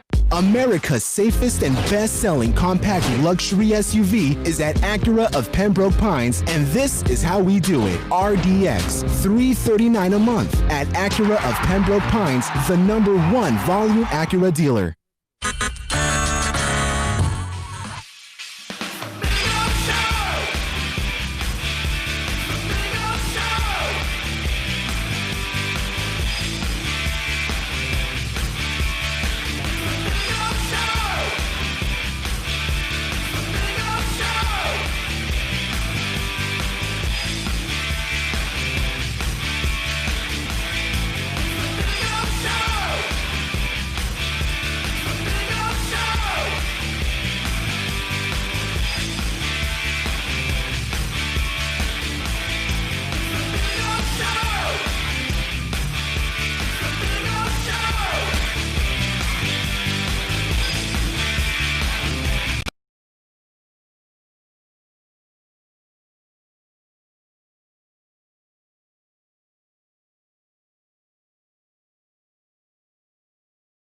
That's not good. No. No, I don't think they'd appreciate that out there in Radio Land. I got a question for you, O. Yeah. Is it safe to assume good this goes or how bad people are going to start where's Tua? Why isn't Tua starting? What's the story? Something's wrong with him, correct? Yes. Well, it is inevitable. Well, it's already started, and I'll tell you Right, why. yeah, exactly. Because Tua is on the injury list. And so the quarterback was listed on the Dolphin injury list as fully participating in practice despite a hip injury. And so apparently it's the same hip injury from when he suffered at Alabama. And though he's not expected to play against the Patriots on Sunday, it's telling that supposedly healthy Tagliavoa or Tungalovoa is still dealing with the effects of the 2019 injury. The fact that he fully participated in practice means it's no big deal. The fact that he's on the report likely means that he received some sort of treatment for the injury. So limited in practice for the Dolphins on Wednesday were tight ends Mike Gesicki with the glute, cornerback Xavier Howard with the knee, Byron Jones with the Achilles, Devontae Parker with the hamstring, Kyle Van Noy with the hand, and Preston Williams with the knee. Okay? Now, Preston Williams is coming off knee surgery. Okay? Xavier Howard's coming off knee surgery. And Tua is coming off hip surgery. And so, first of all, see, here's the problem with the media sometimes and fans. They're not realistic. They don't stay in reality. The kid blew out his hip in late November. We're in early September. 10 months. Come on, man. This isn't an ACL where they've gotten it down to 8-9 months or something, and you can come back a little faster. A hip is different. Blood flow, all the other things that go with it, that it's complicated. It's not that simple. And you're talking about a kid. This is why he doesn't commit to anything, because he doesn't want to give anything away. And it's not about Rosen, because some of you are so hung up. Well, wait a minute. If he's why not keep Rosen? They didn't like Rosen, bro. Let's just let it go already. Clearly. I mean, if they felt Jake Ruddick, we can stash him on the practice squad and hide him, and nobody wants him, there's not much of a difference between him and Rosen. So they clearly felt that when Rosen was in a game, he wasn't going to be a difference maker, which is what you got to be as a quarterback. So for any media member that wants to either talk about it on the air, talk about it on television, and freak out about Tua, you're a moron. The kid is off a hip injury and surgery. He probably needs at least a year to heal up. And so, yes, I would figure he would have some soreness, because it's only have you ever recovered from an injury? And then you've got to then play on it or walk on it or work on it, and then you get sore, right? Because it's still kind of healing up. Let alone major surgery. I mean, give me a break, dude. And then on the flip side, if you're the Dolphins and you want to be responsible and you know he had hip surgery late November and you're still in early September, you want to take precautionary measures. In April, in May, in June, in July, in August, in September, in October, in November, and going into next year. You don't want to overwork him. You don't want to put him at risk. You want to build up the strength in that hip, the stamina, all of that. Do you think he has that right now? After an offseason that was kind of limited, an offseason where he had no practice whatsoever, and he's had a limited month here to get ready for a real season. Come on, man. Of course he's going to be listed on the injury report. It's the smart thing to do. It's the precautionary thing to do. It's what you do when you want to protect the franchise player. So if we ever want to get to the point that he becomes a franchise player, that he ends up on the Dolphin honor roll, that he ends up in Canton, that he ends up lifting a trophy, a Super Bowl trophy, but let's take care of the kid. And if anybody is shocked that he's still maybe not 100% yet in early September, I don't know what's wrong with you. So 9 months he's supposed to recover from everything? Come on, man. 9 months he's ready to line up and take hits. Like we've said in the past, the hip and your shoulder, there's so many tendons, muscles, bone, cartilage, and the way it moves and everything. Man, I don't think you could get more involved than your shoulder and your hip. Oh. And your hip, think about it. This is load bearing. This is weight bearing. That is major. Right. Let's see. Super Boom Check says, hopefully Callaway will take advantage of his last chance. Let's hope so. NorCal says, Super Chat will go nuts on your birthday. Thank you, my brother. I appreciate it. It goes nuts every day, man. So it was nuts yesterday. Just say the key word. I got to go. Meeting. Callaway can be good, but his off-the-field stuff is the risk. Exactly. Let's just hope he's grown up, man. Because if he's grown up, they got themselves a monster. NorCal says, Flo told me Tua's ready, but cutting Rosen. There you go. Donald Peterson says, Big O, Coach Flores is the right guy for us. So far, I like what I see from him. Isis says, what's up, Big O? I think no fans in the stands will be awesome. You'll be able to hear communication calls and signals and trash talking between the players. I talked about that months ago. The only thing is that now, like tonight, they're going to have some fans, at Pro Player, Hard Rock Stadium, and you're not really going to be able to hear because the 20% will be loud enough that they won't allow you to do that. You know what I mean? Call it by its proper name, Joe Robbie. Or Joe Robbie. There you go. ISIS is hoping to hear from the refs taking a crap also. Ah, okay. I'm with you there. Let's see. Anything up with Byron Jones' report?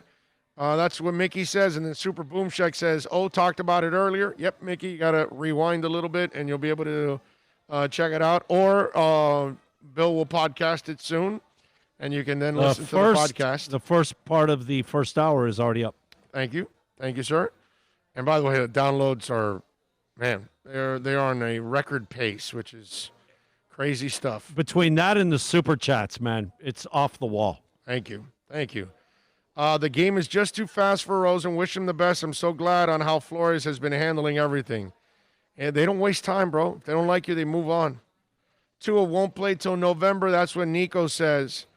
Well, two things, Nico, with that. If he doesn't play till November, then that means they were doing good until November, right? And or they've been struggling, and then they've got to get him in there, you know? So we'll see. Because remember, if they're doing well, I doubt he plays. If they're winning games and they're in playoff position, they're not going to play Tua. That's the thing. So it's kind of a catch-22. Antonio Zagala says, because of Tua's recovery, I wonder if the Dolphins bring in another QB to be the backup. Antonio, they already have it. Okay, they're not. They already told you what they meant by cutting Rosen. They told you they don't want a third quarterback on the active roster. And the only way they want a third quarterback is putting him on the practice squad. If they get a third quarterback, he has to be good. And those kind of guys aren't available anymore. They're already signed to teams, the good backups. You know what I'm saying? So they kind of told you already by cutting Rosen that they cherish more all those other spots over a third quarterback that they don't have a lot of respect for. So by cutting Rosen and not adding a QB, that tells you that they didn't like Rosen, and anything that was available in free agency, they're like, no, I'd rather have the extra receiver, the extra lineman, the extra corner, the extra whatever. Okay? So there won't be a third quarterback. It'll be Jake Ruddick, and that'll be the guy that'll be active every game. He'll be one of those two spots. So if something happens to Fitz, they're going to go to Jake, not Tua. That's what's going to happen. So it tells you that they feel Jake Ruddick is as good or better than the options that are left over, including Rosen. It's crazy, isn't it? Let's see. George says, sadly, like a regular Dolphin game at 20%, are they allowing anything in parking lots? No, of course not, bro. There's no tailgating. They don't. No. It's in and out, which is how it should be. They don't want people hanging around each other. They don't want drinking. They don't want any of that. Mickey says there's no rush for Tua to play. Learn from a vet in Fitz, who is a leader, smart, and willing to do what he can to help in his development. Agree with you, sir. George Vidal says he will not play until the Jets are on the schedule. Defenses in the first 8-9 weeks, way to go, and have dangerous pass rushers. But more importantly, George, it's not so much the dangerous pass rushers. If the offensive line is playing well, then you can play against those dangerous pass rushers. If they're not playing well, then you should not play Tua at all. And really, that's the most important part that we've talked about many times on this show. Until I would never play Tua if the line is not ready to go this year. No way. If the line is struggling the whole year and Fitz is running for his life, I'm sorry, I'm leaving Fitz running for his life. I'm not putting Tua out there to get killed. No, dude, I don't need that.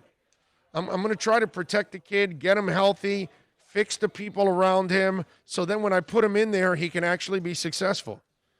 Because I can't expect a kid fresh out of college to carry the damn team.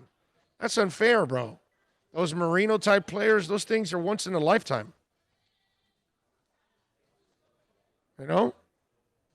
So, what can I tell you? You know? Can you hear that song in the background? I have not heard that in forever, man. And that is such a jam. Move it in, move it out. Oh, yeah, move Disco Lady. Disco Yes. Lady. Yes.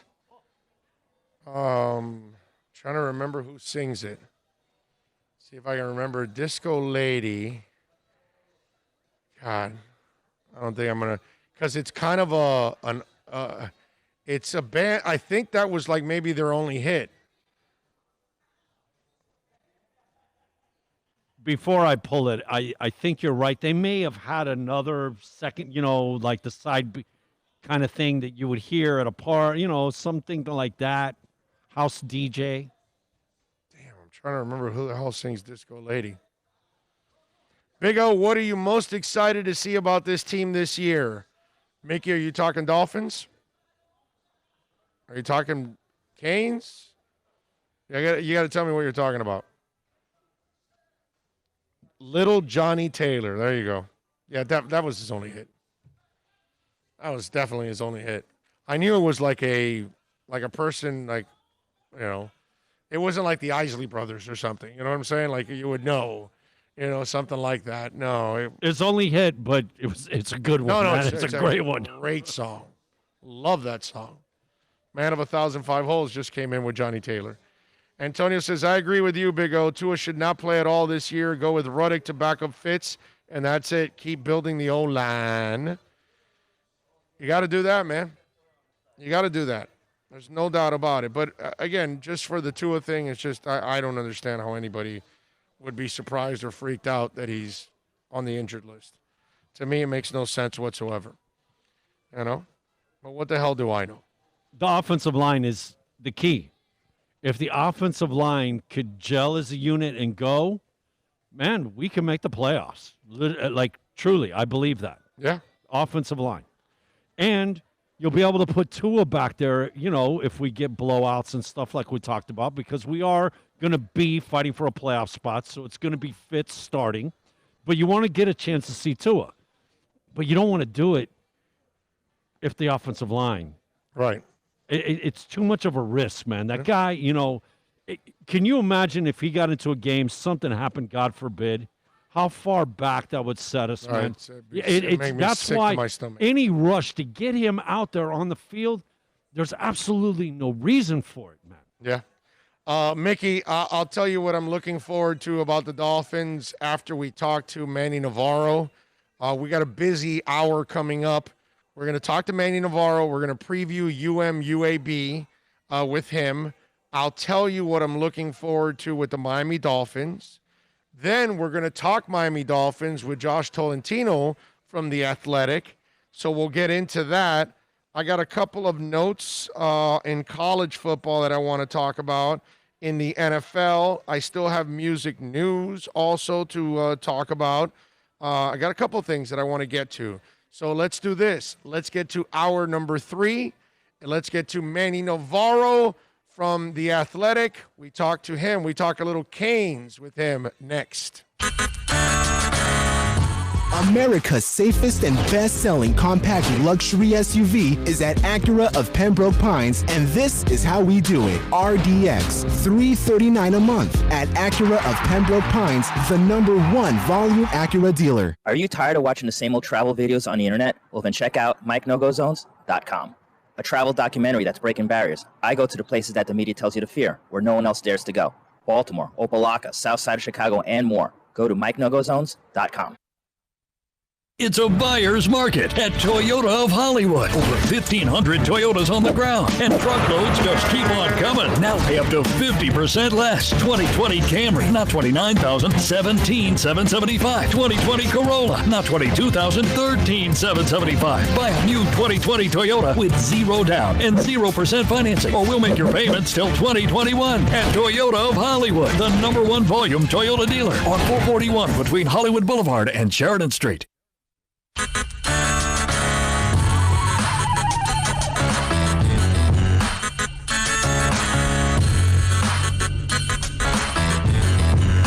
This is the Big O Show.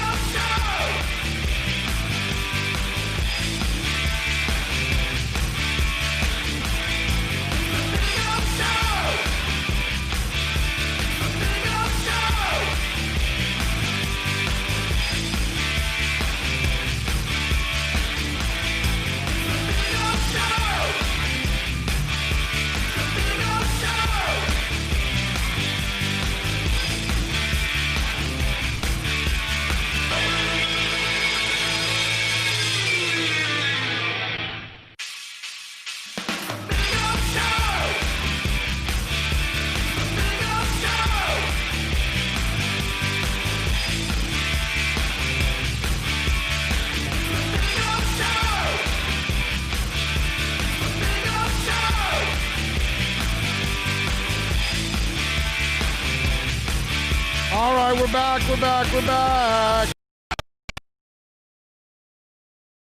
Promise you we're going to preview a little Canes and UAB. So we'll do that, and we are going to do it with Manny Navarro from The Athletic. You can follow him on Twitter at Manny_Navarro. Catch his work there at The Athletic. As always, Manny, how you doing, my friend? Doing good, man. Happy to be out of this rain. All of a sudden, the world turned upside down here in Pembroke Pines, man. It was just like somebody turned on the faucet. I'm hoping this doesn't happen for the game tonight. Yeah, actually, last night when we were done with the soccer game, and we were happy it didn't rain because we had like an hour and 45-minute delay in the last game. I got out like at 1 in the damn morning, so it was terrible. But last night it started pouring after the game, and it was like, what the hell? But it was good. We were happy it didn't happen during the game, man. It's unpredictable. Yep. Are you going to be able to be at the game tonight? Since I guess some fans are going to be there. I guess some media should be there too, right? Yeah, I'm one of the guys who got a pass to go and be there in person to watch it. Got a credential, got a parking pass sent to me. So I will be going to the game to attend and watch and tell the story. It's going to be weird. It's going to be interesting. I mean, 13,000 fans, that's kind of the limitation. But they're at least going to have fans. There's a lot of other people in the NFL and college football that aren't going to have any fans. So there will be somewhat of an atmosphere. It's just going to feel like a Marlins game. A good Marlins game, a well-attended Marlins game. That's awesome, right? Exactly. You know what I'd like is I hope they match the score, but in a win. I'll take that from last night. If they can beat UAB 29-9, and somebody was asking me yesterday, Manny, have the Canes improved? And I said, I don't know, because you can add all the talent in the world, but if you're not coached up well and you're not prepared, to me, that's what I need to see from the Canes. I need to see the stuff I didn't see last year from Manny's team. I want to see a team that's coached up well, that's prepared for their. I want to see that out there. And I can't ask you if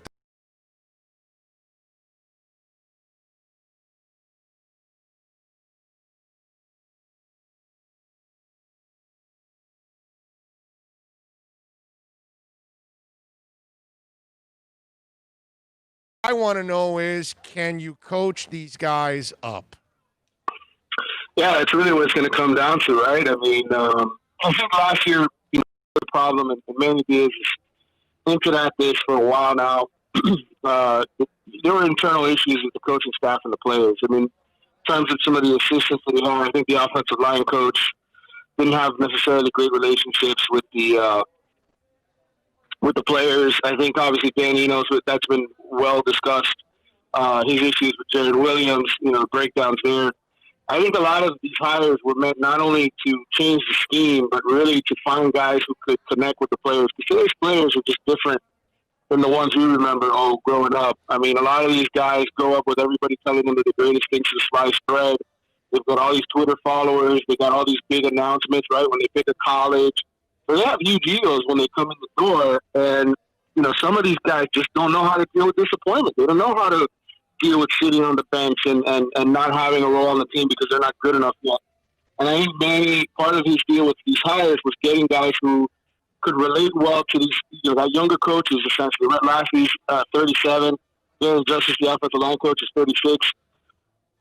So I think a big component is the relationship angle of this and getting these guys to get the players to buy into what they're doing.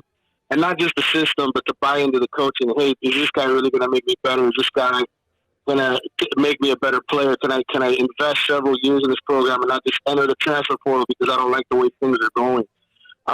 That's a big part of this all. But you're right. I mean, look, it's put up or shut up time. They lost to 2 Conference USA teams last year at the end of the season. FIU was one of them, which was terribly embarrassing. And then you go to the bowl game and you get shut out 14-0 by Louisiana Tech.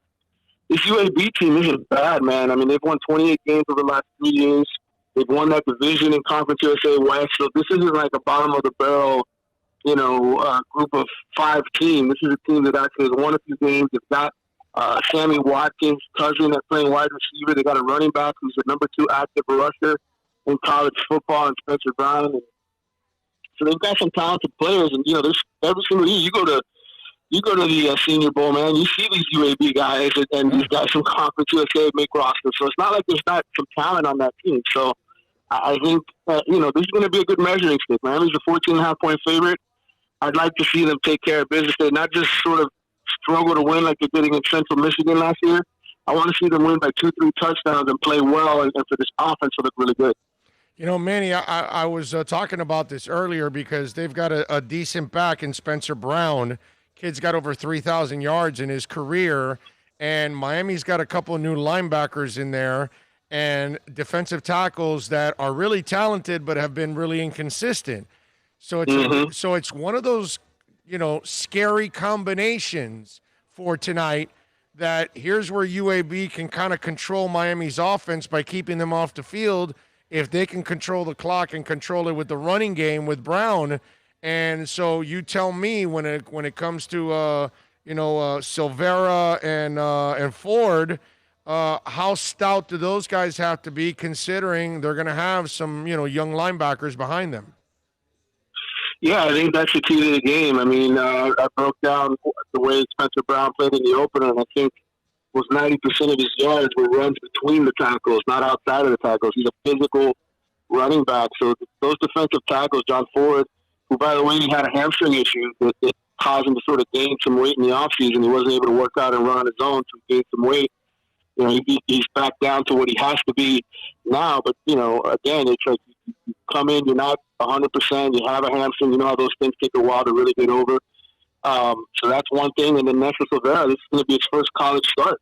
As talented as he was the number 4 defensive tackle in the country coming out of high school out of American Heritage.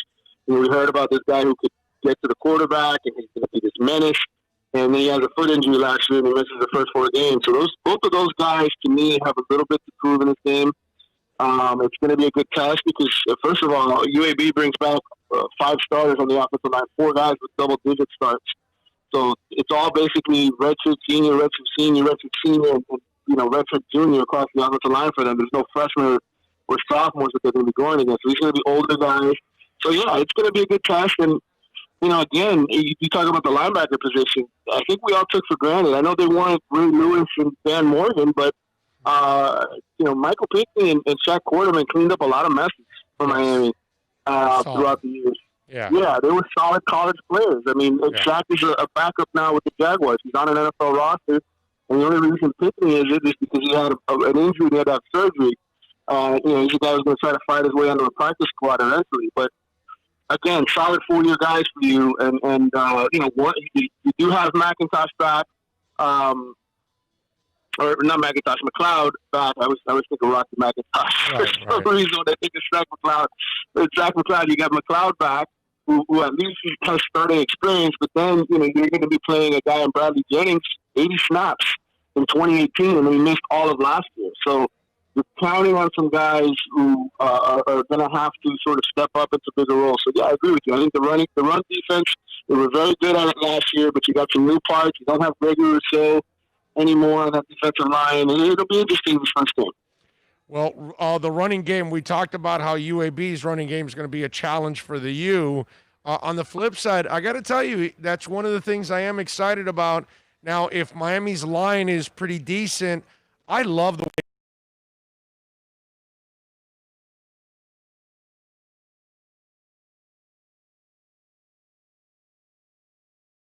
I think Cam Harris, he's put on 10 pounds of muscle since the end of last season. He tweeted out this photo of him working out and lifting, and his back is just humongous. I mean, he looks like a tank. And, this offensive scheme that Red Lashley runs, it's not about throwing the ball 60 times a game. It really isn't. I mean, he calls it the power spread. And a lot of it is going to be getting his running backs, including Cam Harris and those 2 freshmen that they have. Jalen Knighton and Don Chaney Jr., both of those guys I think are going to get 5-10 carries tonight at least. I think Miami's going to run the ball more than they throw it. And you talk about De'Aaron King and the weapon that he is. I mean, he scored 50 touchdowns 2 seasons ago, ran for almost 900 yards at Houston, had 14 touchdown runs. So this is going to be a really different offense from what Miami has seen. I mean, we always have that traditional drop back passer, right? And he'll hand it off to the running back, and that'll be the guy who makes the play. But I think De'Aaron King, in the open field is scary. He's got scary speed in the open field.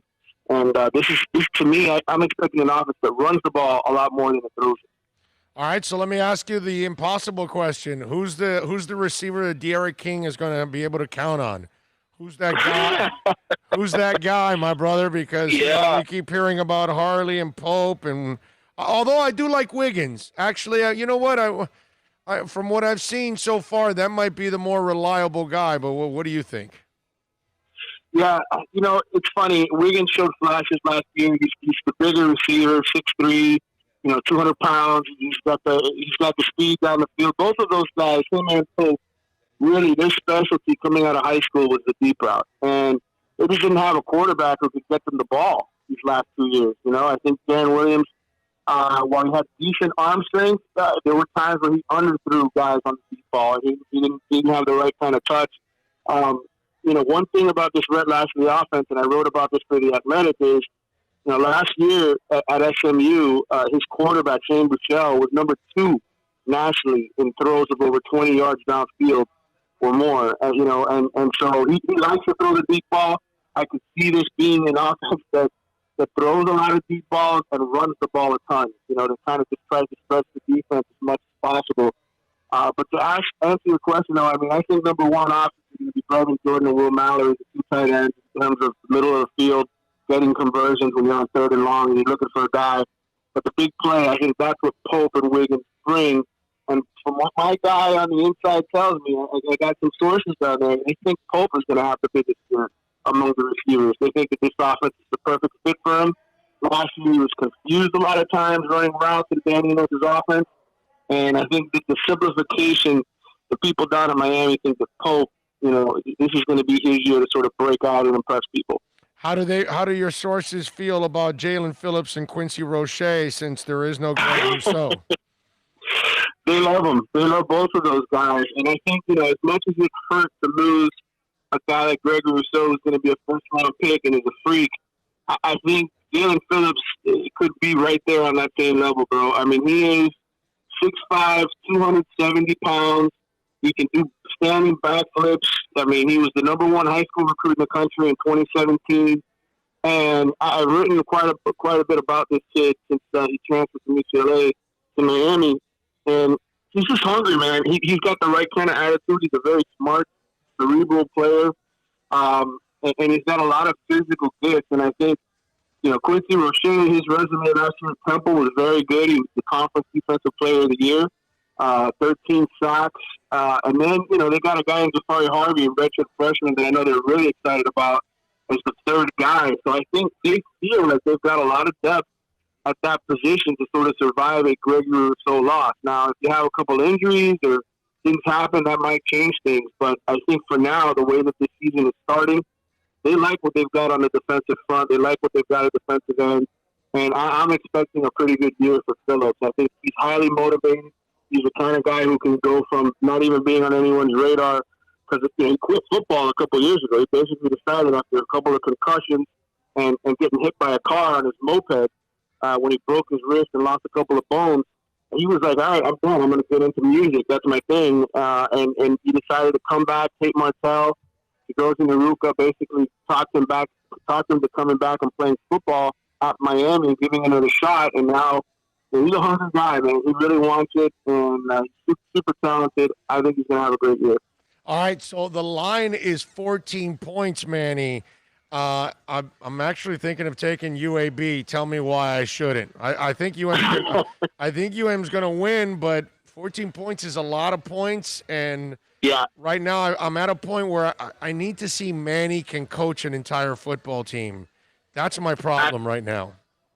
I agree, and I think if I had to put money on this game, I would keep it in my pocket because I wouldn't want to bet on the Hurricanes covering 14 points. But there's something about this team with De'Aaron King. My impression is that they're a different football team because of him more than anybody else. Obviously, lastly, the influence he's going to have with the play calling, the scheme, it's going to be lasting for a couple of years. I think this is going to be the offense you see Miami run for years and years. But I think De'Aaron King is going to be the difference maker. I keep hearing from everybody on the inside, just his leadership. They were really let down on that side of the football last year with Jaron Williams and some of the immaturity issues and the infighting with Dan Enos. They lost 5 games by 7 points or less. They didn't have a kicker. There's so many reasons why this thing could turn around quickly. They've got a kicker now on board. Dallas is kicking from 50 yards out. You're asking me, I would actually say I think the Hurricanes will win by more than 14 points. But don't hold me to it. Don't put any money on it. I just think they're going to show up. They're going to show up in places. I have a feeling it's the opener. It's kind of this whole emotional, off season that they've had.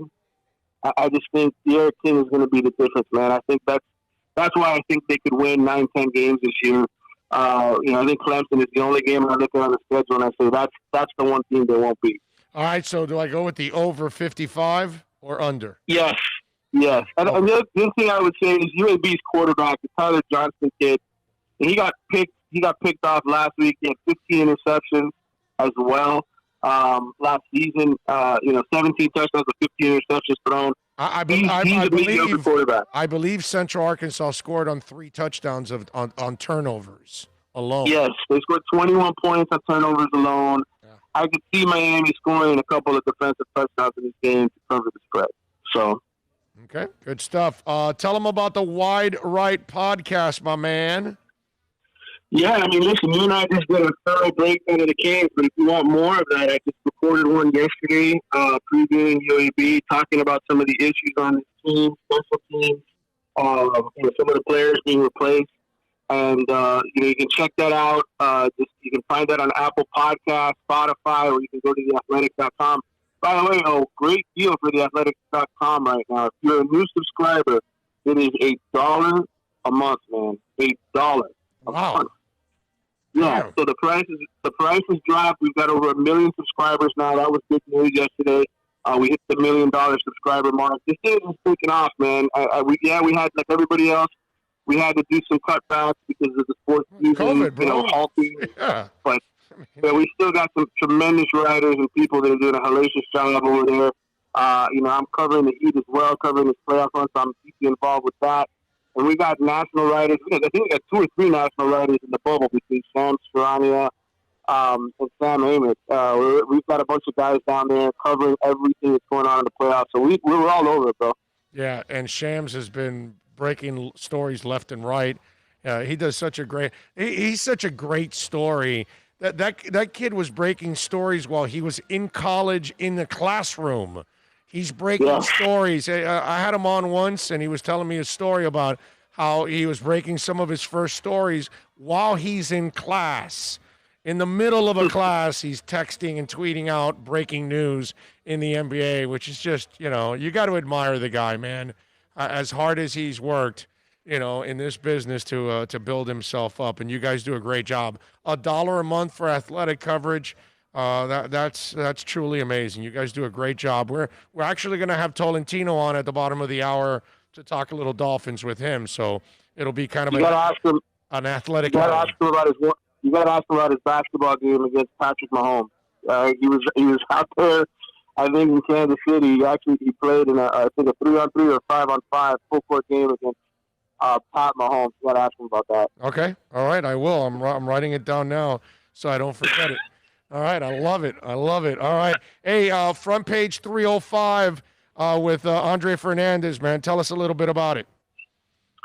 Yeah, that's another new podcast that we launched probably about 2 or 3 months ago now. Andre has worked with me for many, many years, worked with me at the Miami Herald, went with me to the Athletic, and unfortunately, because of some of the cuts that we had, he got laid off. But he's doing some great work still with us on the podcast, me, him, and Walter Villa.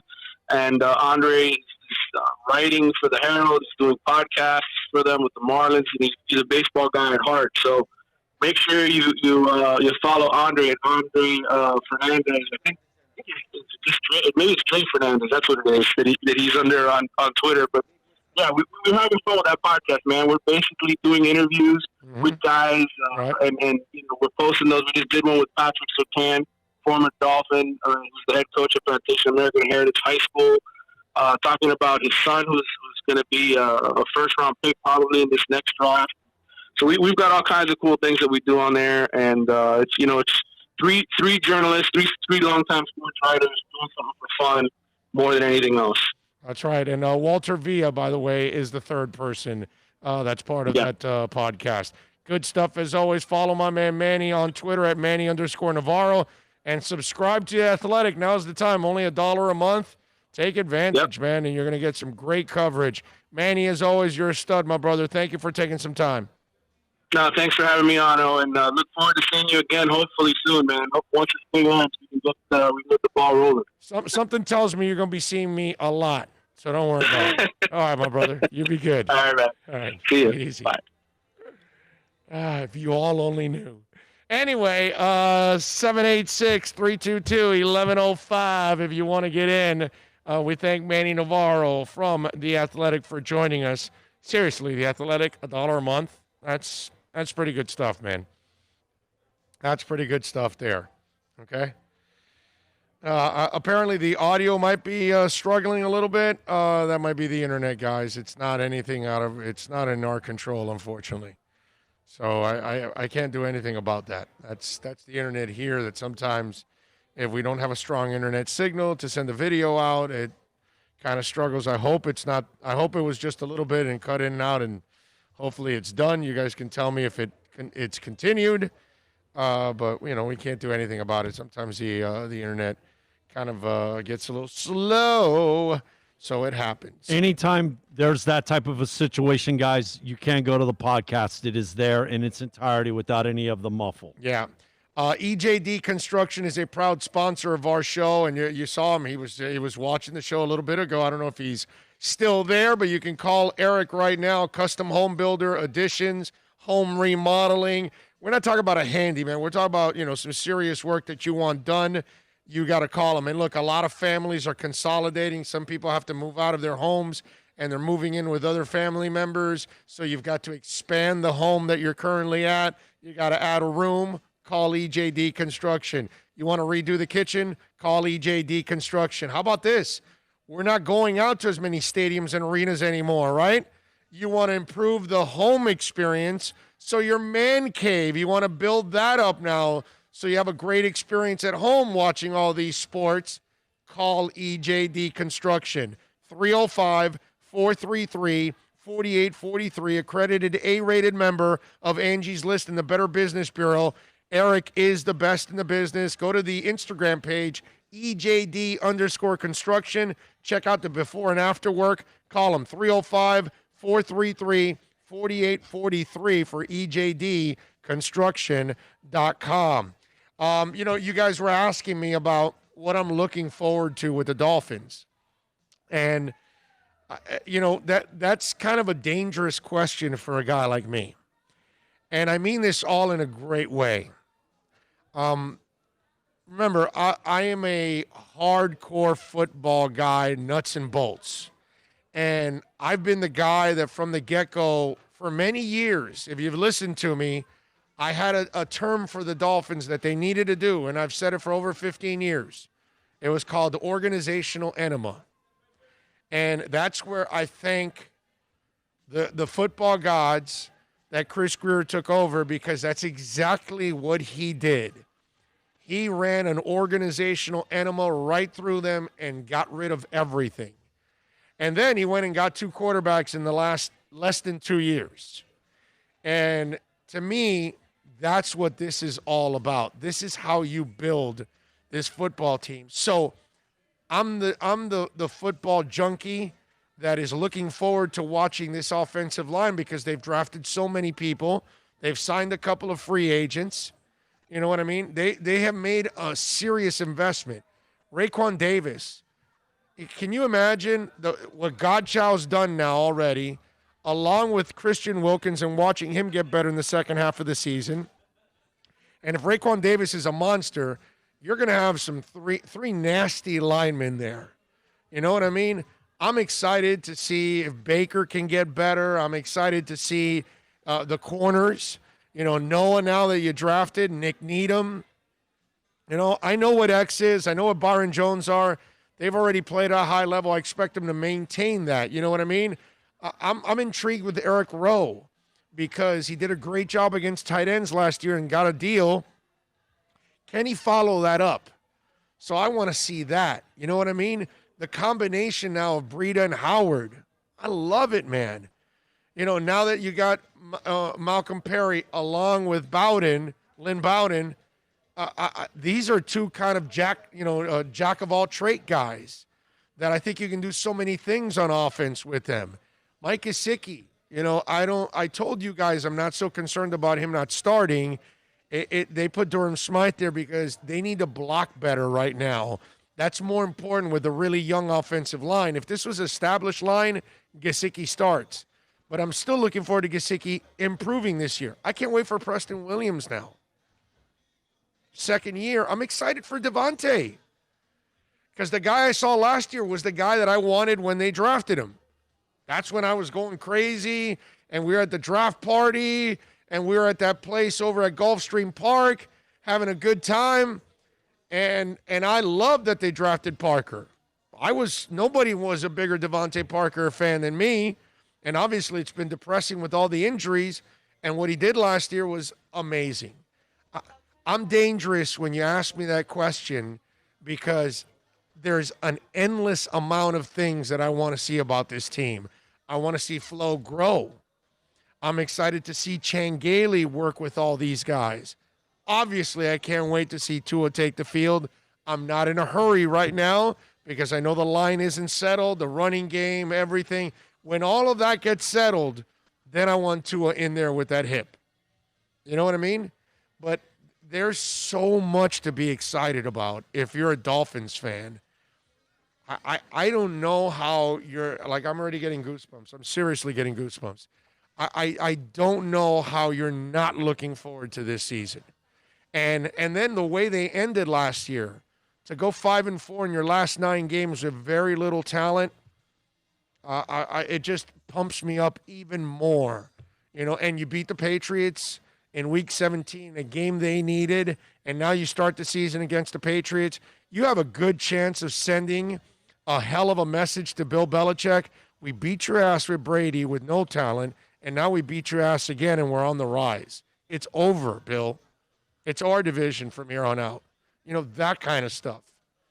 Because believe it or not, I think a win on Sunday goes a long way for that Dolphins-Patriots new rivalry. Okay? Because that's when Belichick's going to go, oh, crap. I lost these guys again. You know what I mean? So a very dangerous question to ask me about what I'm looking forward to with the Dolphins. Because unlike maybe the negative Dolphin that just kind of is worried about the last 20 years and thinks that everything going on now is going to continue, that's not me.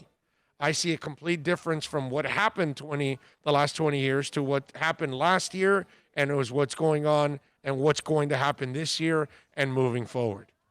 I have a much more positive outlook about what I see now compared to what I've seen in the past. Okay? So there's the answer to your dangerous question for a football junkie like me that cannot wait for this football season, and I cannot wait to work our way to the 2023 Super Bowl when Tua will be winning it for us. All right, let's take a break. Josh Tolentino is going to join us on the other side from The Athletic. He covers the Miami Dolphins. He is one of the newest beat writers on the Dolphins beat. We'll get his thoughts after covering the Dolphins over the last month and what they've done to get ready for this Sunday's game against the Patriots. We do that next.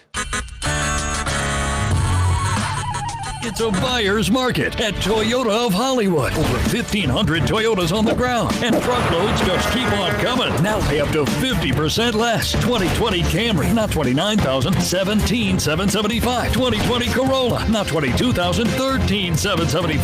Buy a new 2020 Toyota with 0 down and 0% financing, or we'll make your payments till 2021. At Toyota of Hollywood, the #1 volume Toyota dealer on 441 between Hollywood Boulevard and Sheridan Street. Are you tired of watching the same old travel videos on the internet? Well, then check out MikeNoGoZones.com, a travel documentary that's breaking barriers. I go to the places that the media tells you to fear, where no one else dares to go. Baltimore, Opelika, South Side of Chicago, and more. Go to MikeNoGoZones.com.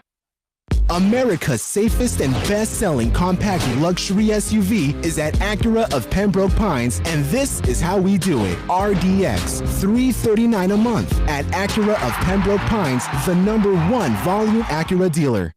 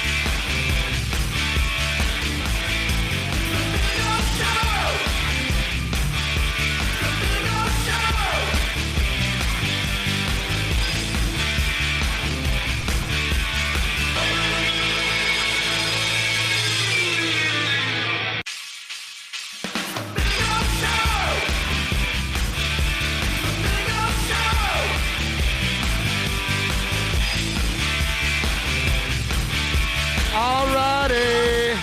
We back. We're going to talk a little Dolphins with Josh Tolentino, who covers the Miami Dolphins for The Athletic. And we'll have a little fun with Josh here on the program, and we'll get into a little Dolphins talk as we're all looking forward to the Dolphins season. We got him? We got Josh for you, brother. All right, JCT Sports on Twitter. Follow him like I and so many others do. He is Josh Tolentino, the man that apparently dunked on Pat Mahomes in a basketball game. That's at least that's what that's the scouting report. Josh Tolentino skying in the air, dunking on Pat Mahomes. Is that accurate, Josh? Yeah, it was actually the other way around in that game. He dunked from, I mean, it was hard to tell, but near the free throw line, but he hit the game winner. That was several years ago. But, excited for football to be back, and obviously it starts with Pat and the Chiefs tonight, but just in a couple days we'll be flying up to New England to start off this Dolphins season. So seriously, Pat Mahomes jumped nearly from the foul line and dunked? Yeah, kind of like Air Jordan style, leg spread, ball in the air like that, and threw it down, man. It was damn. That was when I was interning back at the Kansas City Star, his rookie season. Wow. Okay, that's impressive stuff right there, man. Holy crap! Football, baseball, and basketball. Yeah, I didn't know he had that. He's like Dave Winfield. He's like Dave Winfield. Yeah, I didn't know he had that mad hops. How tall is he, Josh, when you see him in person? What does he look like to you? I mean, he's like that, not that massive of a human being. I mean, obviously he plays quarterback, so he's got to be well built. But I'd say, I mean, I'm pretty tall myself. I like about 6 feet, right over 6 feet, so a few inches taller. But obviously the athleticism was, nowhere near in comparison. So yeah, that's all right. You were taking it easy on him. That's what happened. You didn't want him to feel out of place his first year there in Kansas City. He's on the bench. You didn't really want to embarrass the kid. So we get it, Josh. You kind of held back that day, right? Let's be honest. Yeah. We could say it like that. And also exactly like what you said, this was before, obviously he became the superstar that he is in the 500 mil. So it was pretty cool to kind of see his development and just, at a very young age, both of us really. Yeah, no doubt. All right, Josh, so you've been on the beat now for a little bit. What are your impressions so far of what you're seeing this year? Because we're kind of excited down here. For me, Josh, personally, dude, I've been wanting this team to have an organizational enema for like 15 years. I've been saying it. And Chris Greer finally did it last year where he just got rid of everything and reloaded that team. And then I think they had a pretty good draft and offseason. So you tell me in year 2 of this rebuild, what are you seeing from them that you like? Yeah. Oh, and it wasn't just the draft. I mean, you look at the draft, and I think it all starts with Tua. Obviously, they hope to develop him into the future face of the franchise there at 5th overall. And he's in a great situation to hear learning under Fitz, a willing veteran and teacher, and anyone that deals with Fitz, no matter where the stint has been, here, Buffalo, wherever. It seems like they have good things to say. Scouts, players, coaches, that Fitz is a great guy. And he really kind of has that aura about him. So I think they're in a great situation to have Tua, be in the looming shadows of, right under him and just continue to learn and develop. And also stay healthy. He had that hip injury last November that ended his season at Alabama. But beyond that, I mean, they stacked the offensive line in the draft, 3 rookie offensive linemen. 2 of them will be starting Sunday at New England. We'll see how they adjust to the pressure of the NFL. But so far, they've done pretty well in camp. But outside of the draft, that we're just talking about the draft here, they spent nearly $200 million in free agency. So anytime you do that, and I know everyone was paying attention to Jalen Ramsey yesterday, and he became the highest paid NFL cornerback. Yeah. But before yesterday, believe it or not, the Dolphins actually had the highest paid cornerback in Byron Jones. They signed him this offseason. But it wasn't just him. There are guys like Kyle Van Noy, Landon Roberts, ex-Patriots, and And obviously, everyone knows about the running game last year with Fitz leading the team. So they signed a couple of veterans in Matt Breida and Jordan Howard. So just a lot of additions all over the place and really spending the most money in free agency. That's going to make you a better team. No doubt. Are you at all one of those guys that are concerned about Tua on the injured list? Because I kind of talked about it and said I'm not surprised. The kid's, had surgery in late November. I can't expect him really to be 100% in early September and ready to take hits. I wouldn't be surprised if he's a little sore after practice, if they're taking things slowly with him. And I saw where the coach really didn't want to commit to anything about, oh, he's ready to go or he's not. He didn't want to be put in any kind of corner with any of the questions that you guys asked this morning. So do you have any concerns right now about Tua? Yeah, no, not really. I think the big sign here that we saw is that last Friday when the team decided to part ways with Josh Rosen, that kind of signed off on everything with Tua. Like, I mean, he even leading up to the draft, before the Dolphins selected him, those top 5, 6, 7 teams that were possibly interested in drafting Tua, they all were kind of concerned about that hip and how he was going to respond and if he'd ever be back to full health again. I mean, even Brian Flores said that was a pretty serious injury. So I think the biggest question heading into camp is how mobile is he going to be? Is he going to be restricted anyway in any type of movements, left to right, that dropping out of the pocket, being able to roll out? And so far he's been able to do really all of that. So I think when they parted ways with Josh Rosen, that was kind of the final check mark to say, hey, Tua is going to be the backup. And that, when you're the backup, that means, especially in, this season with COVID and everything, that if the number one goes down, that Tua, they're confident rolling Tua out there. So not a total surprise to see him on the injury list. I mean, it was a pretty serious injury and they want to take it slow with him, but I think the bigger takeaway is that they're ready to roll with him as the number 2. And Josh, I get the impression with the way the rules are set up, those 2 guys that you can have active from the practice squad, I would imagine Jake Ruddock is going to be a lock to be one of those 2 that if something does happen to Fitz on Sunday or in the next couple of weeks, I wouldn't be surprised if they go to Jake and not Tua. Is that what you feel is going to end up happening? Yeah, I think so. And then also, there's so many extra rules this year with all the COVID implications. Another rule is that 4 players on your practice squad are protected the entire season.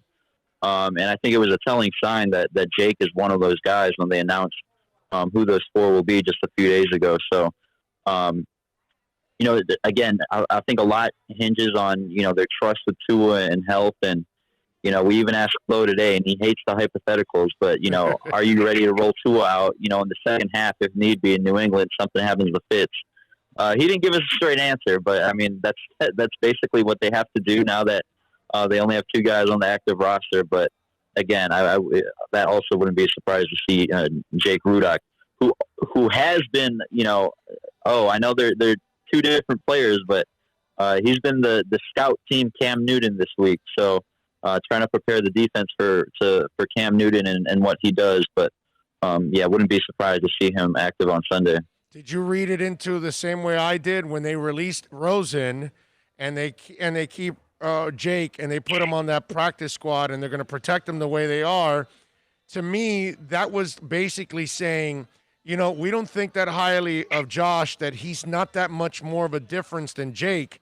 So why are we going to waste our time with the salary or putting him on a practice squad that somebody could snatch him or whatever when there's not much of a difference between the 2 in the salary, and we can hide Jake during the practice squad all year and he'll be fine with that, whereas Josh may not be fine with that. So to me, it was almost like, a backhanded slap in a way that they didn't really, when it's all said and done, I don't think these guys really ended up liking, especially Flores, didn't really like Josh Rosen that much. I don't think he was that impressed with him. Yeah, when you think about kind of the final moments before the decision for them to release him or part ways with him, cut him and cleared waivers, and obviously he's in Tampa Bay now. I think it benefits both parties. I think way back when, I mean, just a few months ago, at the draft in April, when the team selects Tua at number 5, what do you think's going on in Josh Rosen's head? He doesn't have a future here. It's pretty simple as that. And you know what? He still thinks, into his credit, because I mean, he was a successful college quarterback. It has not been, shining rainbows here in the NFL with his time in Arizona and then Miami. But he thinks he's still capable of being a starting quarterback. And you know what? I've talked to some scouts across the league, and some of them are still intrigued by Josh Rosen. I know he's got about a year and a half tape now between his time in Arizona and then last year with Miami.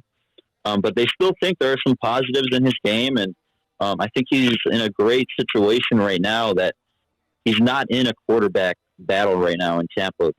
And one more big takeaway from this whole Josh Rosen debacle is that he went on record before to say Tom Brady is his favorite quarterback. So you know what? There he goes. He gets to learn under one of the GOATs, and someone that he's got on record that he says he respects. And the Dolphins get to move forward and accelerate Tua Tagovailoa's time clock. So I think it was a good decision both ways. How about 3 parties? Jake Ruddick is happy because he's now the 3rd guy. So it even helped out Jake, too, in the process. You can follow my man Josh on Twitter at JCT Sports.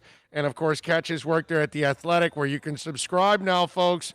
$1 a month. That's a bargain if I've ever heard one. So subscribe there to The Athletic, $1 a month, and you can get your Dolphin coverage and your Canes coverage from Manny and from Josh. All right, Josh, I'm going to ask you the impossible question, my brother, and I'm sorry to put you in this position because there's 80% of it is new. The offensive line, man, what's the feel you get from the offensive line? Because I almost feel like, there's going to be a kind of a revolving door as they try to figure this thing out over the next month or two. Yeah, there are 2 concerns early on in the season that I'm paying attention to. It's the receiver room, and then even more prominent, it's going to be the offensive line, because on paper, you look at this team, they could very well be one of the most improved teams in the NFL. And, you have guys like a longtime NFL reporter and Peter King selecting them.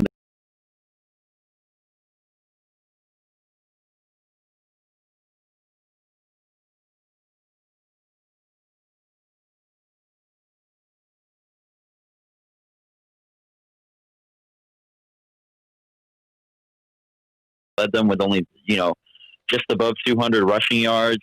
That ain't a good sign. So, they added Jordan Howard, they added Matt Breida, but they've got 4 newcomers on this starting first team offensive line, according to this depth chart that we've had. And not just that, they've got newcomers waiting that they're going to roll in. So really Jesse Davis is the only returning starter from last year's line. But, they add veterans like Ted Karras, who actually has familiarity with Brian Flores, dating back to their days in New England.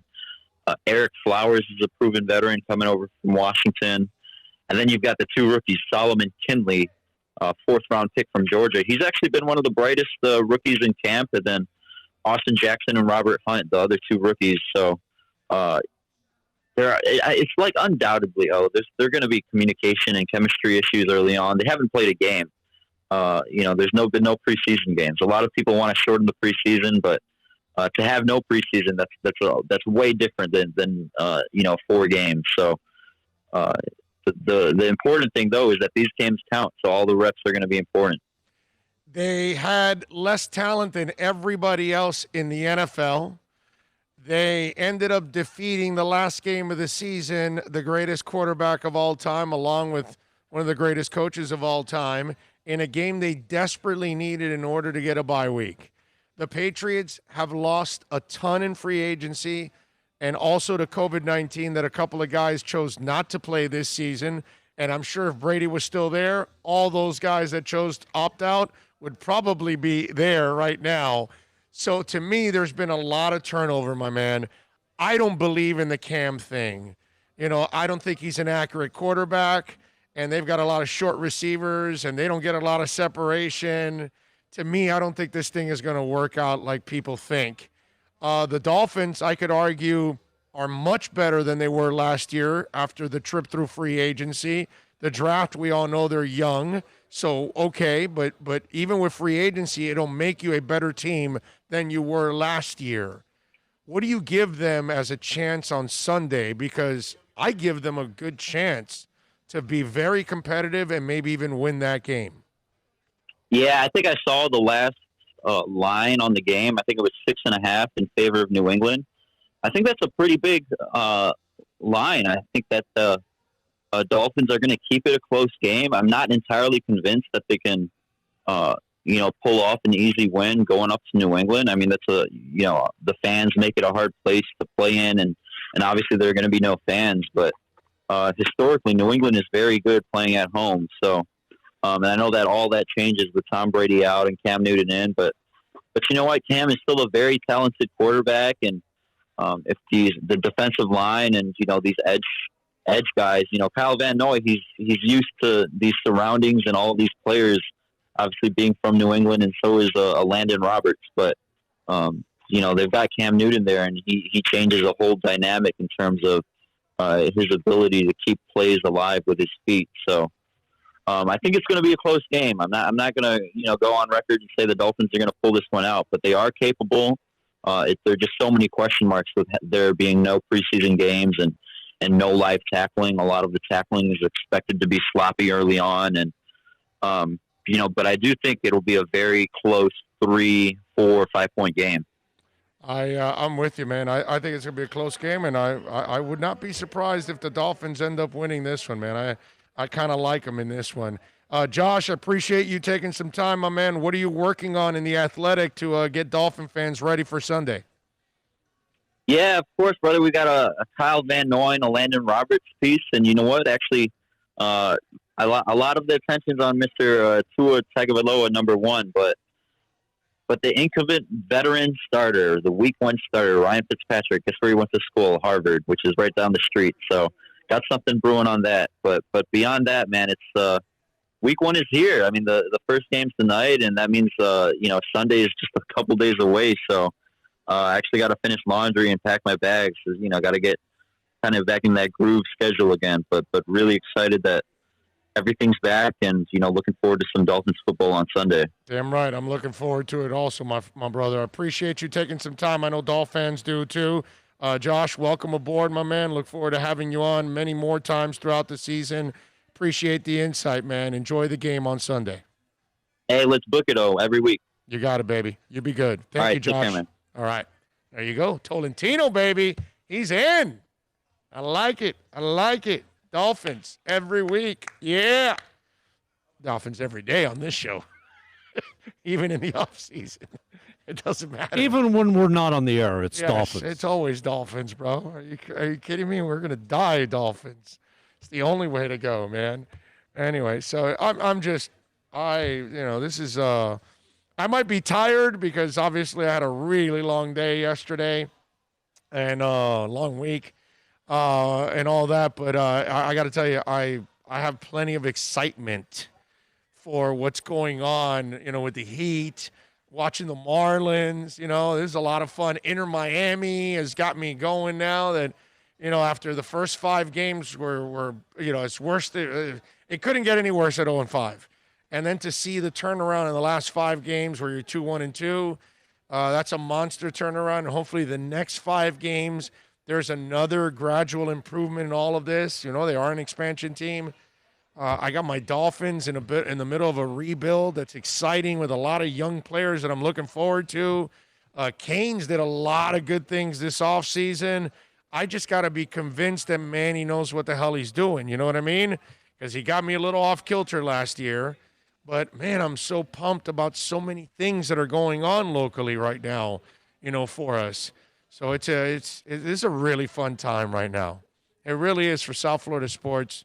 It's a really cool time right now to be a South Florida sports fan because I think we're on the brink of really, the Heat are already there because, damn, they're in the Eastern Conference. We've already had a great basketball year already as it is, and who knows, it could get better.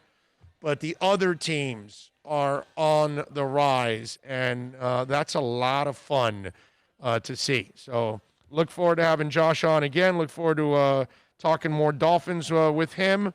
We got a bunch of things to talk about. Let me switch gears a little bit here. Let me give you a little music because we love talking music on this show. And first of all, let's start off in music history on this date back in 1974. After struggles with drug abuse and interpersonal conflicts, the New York Dolls broke up on this date in 1974. In 75, an album that I had when I was a kid, in 75, Kiss released their first live record, Alive. The double LP set also became their first top 10 album, considered one of the better live albums of all time. Right up there with UFO, Strangers in the Night, and stuff like that. There's some pretty good live albums. Kiss Alive is considered one of those. 88, on this date, Guns N' Roses had the number one song in the country with Sweet Child of Mine. In 91, Nirvana released their hit song on this date, Smells Like Teen Spirit. How about that? I like it. Smells Like Teen Spirit. That, my friends, is a all-timer when you talk about some of the greatest hits of all time in music. All right, let's go back to 1965 on this date. Let me see, am I right here? Yes, the Byrds began recording Turn, Turn, Turn. Unlike their first hit, Mr. Tambourine, members of the group itself were permitted to play instruments instead of session musicians. How about that? That's what a lot of people don't realize, that a lot of bands in history had session musicians, like the Beach Boys. The Beach Boys didn't play their instruments. Like they didn't write the songs. It was Brian Wilson. He wrote, arranged all the songs, and he did it with a group of musicians that were like some of the best musicians in the world, the Wrecking Crew. And so he would then put together all the music, and then he'd take it to the boys. And then they'd play the music. Yeah, they'd play their instruments, but they weren't the ones writing it. It was Brian's vision, and then it came to realization with the musicians that were there in the Wrecking Crew. So the Byrds also had some of that too, where some of the music wasn't written by some of the artists, and then they just played it. You know what I mean? It became hits. But that's happened a lot in the history of time, that people are writing your music, What's that song from the Pointer Sisters? I'm driving in your car, boom, boom, boom, boom. You turn on the radio. You know who wrote that? Bruce Springsteen. That's a Bruce? Yeah. Wow. Fire is from Bruce. Yeah. It's like fire when we kiss. Yes. Like great fire. song. Great song. No, it's all time. Pointer Sisters are, phenomenal. Lots and lots of hits. man. But I don't know if they wrote Neutron Bomb. You know what I mean? I don't know. You know what I mean? A Slow Hand. I'm not sure. There's a lot of people wrote the music for them, and then they just sung it. You know what I mean? And it's pretty interesting because a guy like Bruce writes that song and says, it's better for them, not me. And he lets them sing the hit. You know what I mean? It's like Prince, okay, you've got the look. No, Sheena's better off singing that one. You know what I mean? It's interesting. What's it called? Tom Jones wrote Kiss. And yet it's Prince that really it's the hit. But that's a Tom Jones song. Red Red Wine is a Neil Diamond song.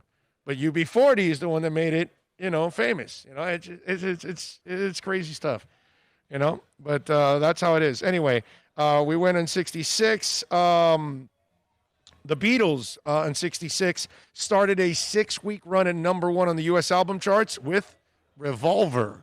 The group's 9th U.S. chart topper, the title Revolver, like Rubber Soul before it, it's a pun referring to both to a kind of handgun as well as revolving motion of the record as it's played on a turntable. Let's see, what else do we have in 83? Listen to this one. I did not know this. I love learning about this kind of stuff. Remember, you know who Michael Cimbello is? You do, right? I know the name, and I know she's sucking on lobster in a restaurant. Yes. Okay. Right. Yes. All right. She's a maniac. She's a Yes, exactly. Okay. All right. Thank you. Okay. All right.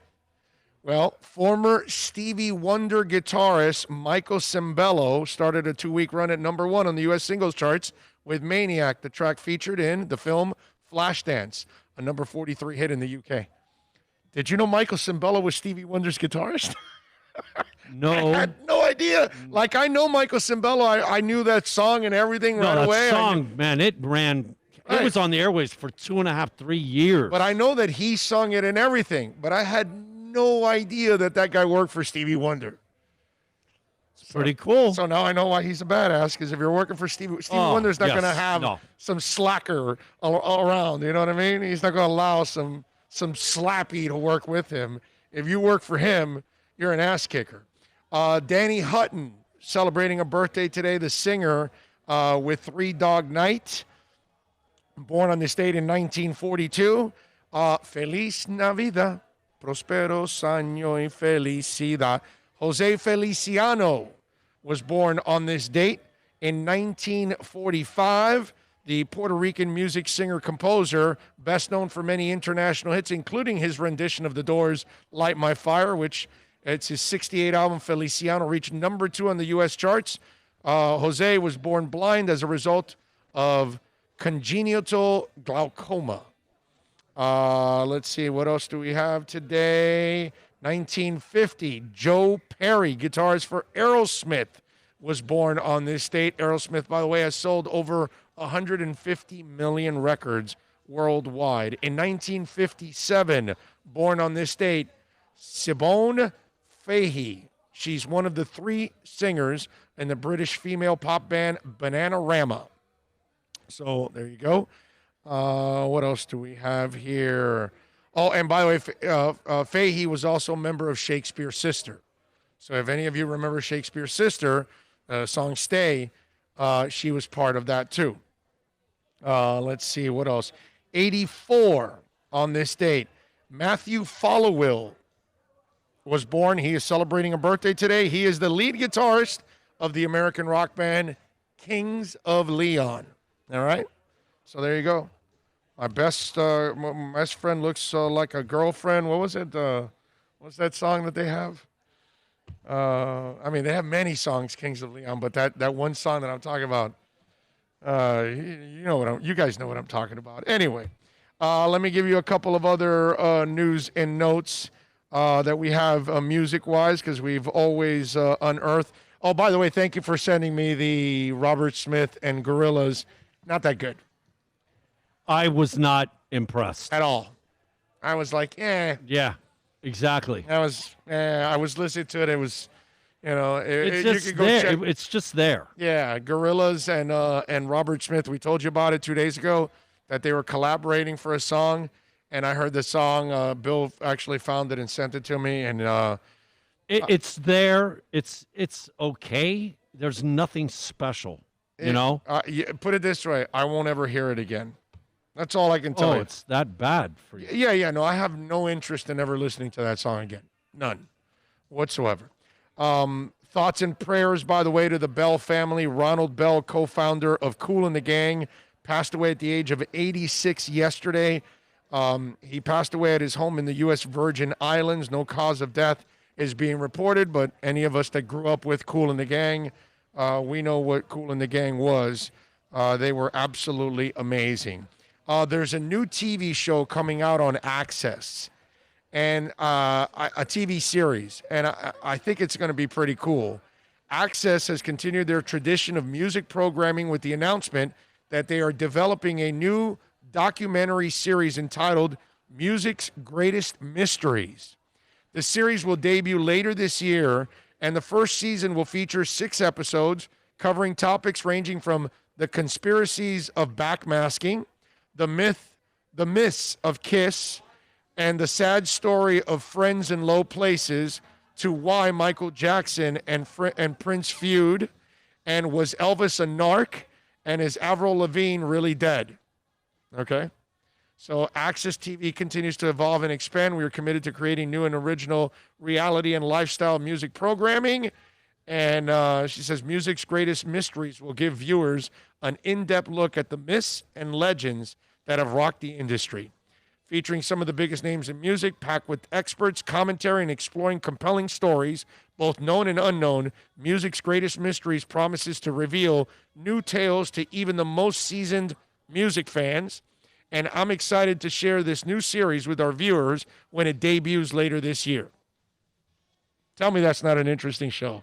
I love that, because this is the kind of show that I will end up learning all kinds of stuff about different things. Those of you that are awaiting a new Ozzy album, you're going to have to wait. Ozzy says his work on a new studio album has been delayed because Andrew Watt, the producer that he worked with, Ordinary Man, has been ill with COVID-19. I'm trying to write something new with Andrew, but he had COVID. He was very sick and still is. Ozzy told Rolling Stone, the thing about this effing COVID is I don't think they really know what they're effing dealing with. It changes. One time we're told it's harmful to older people. Now it's more harmful. It's also harmful to young kids. It's effing weird. He added, but Andrew was one of the first to get it, and he's still kind of sick with it. He had a good day and a bad day. You know, if you're effing, it's your effing lungs, man. They're effed up. Ozzy, you got to love it. He's writing the album, and it's been going as he says, we're supposed to be doing it, but he texted me the other day and said, I have to ask for some time. I said, whenever you're ready, call me. So the Black Sabbath legend then was asked if he had a lot of song ideas. He said, I have a couple of ideas, not many. With Andrew, it just comes out in the moment. He's a good guy and a good producer. So if you wanted a new Ozzy album, we're going to have to wait a little bit for the new Ozzy album, which you never know, man. The way things are going, this could be his last album. The other thing, this is really cool, okay? Those of us that kind of follow metal, you all know that Bruce Dickinson had some throat cancer, and he recovered from it. So Dave Mustaine got the all clear on his battle with cancer less than a year ago. But before he emerged victorious from fighting the disease, Mustaine made a phone call to another metal icon who beat throat cancer, and that was Bruce Dickinson. Mustaine felt compelled to call Bruce shortly after the Megadeth frontman was informed of his diagnosis. I was proud of Bruce after speaking with him, Mustaine told Forbes. Although we're not super close, I consider him to be someone I look up to. He basically told me the same thing I just told you. Surround yourself with good, upbeat people, positive people, places, and things, and try not to cause any unnecessary stress on yourself. When you're a frontman in one of the biggest bands in the galaxy, you don't really have to tolerate the frontman of other bands very much. But he's always been super kind to me and very, I don't want to say gentlemanly, because I don't want anybody to think that he's not a bad MFer. And we all know Bruce Dickinson is a bad MFer. In January of this year, Mustaine announced to a packed crowd that he was 100% free of cancer, which brought a huge reaction from the fans. Mustaine just released a new memoir, Rust in Peace, which he recounts the events surrounding the landmark thrash album. And I'll be BSing you if I said cocaine did not influence Rust in Peace, because we were all under the influence of the drug at the time. I didn't really like coke that much. I liked the way it tasted, but I didn't like the way it made me feel. It never ended well, put it that way. So there you go with Mustaine, and classy move, by the way, by Bruce Dickinson to help him out, because it's got to be scary when anybody tells you you've got the C word. I mean, that's just brutal. Quiet Riot, and, you know, this is one where I'm going to have, you know, kind of a negative response to it. Quiet Riot have officially announced that the veteran metal group will continue even in the wake of Frankie Banali's death this year. The news came in a statement shared directly to Quiet Riot's social media pages, where they said It was Frankie Banali's wish that the band continue and we keep the music and legacy alive. And so they will continue. And Chuck Wright, who played all the way back in the Mental Health album, he is going to be part of the band. Alex Grossi's been with the band for a while. Jizzy Pearl is also there. But, most of the people, the Rudy Sarzos, Carlos Carrazzo, obviously we don't have Randy Rhoads with us anymore. The lead singer, now that I'm forgetting his name now, which I'm blanking. The people that you grew up to love that band and that music, Kevin DuBrow, finally. Anyway, the people that you learned to love in that band, they're no longer part of that band. And so to me, I appreciate for them that, they're going to try to keep the Quiet Riot music alive. And obviously they're all going to try to make a living off of this. But when there's nobody original in the band and the singer doesn't sound, Kevin DuBrow's voice is distinctive, man. It's not easy to copy and it's not easy to sound like.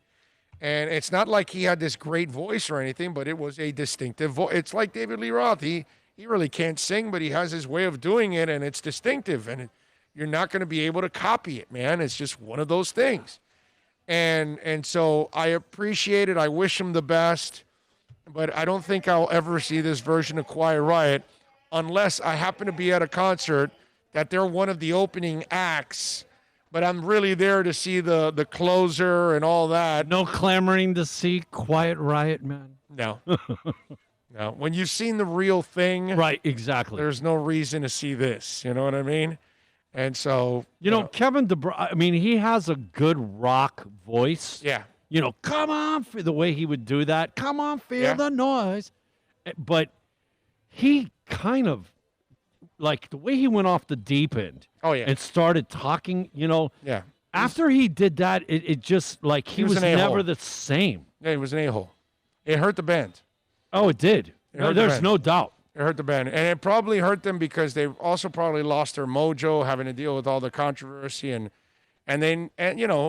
after the album with Mama, We're All Crazy Now. Yep. That was it. It was done. They didn't have anything else after that. And that was another remake. You know what I mean? That wasn't like their song. Yes. So that was the problem with them, that they, listen, Mental Health was magic. Oh. From beginning to end.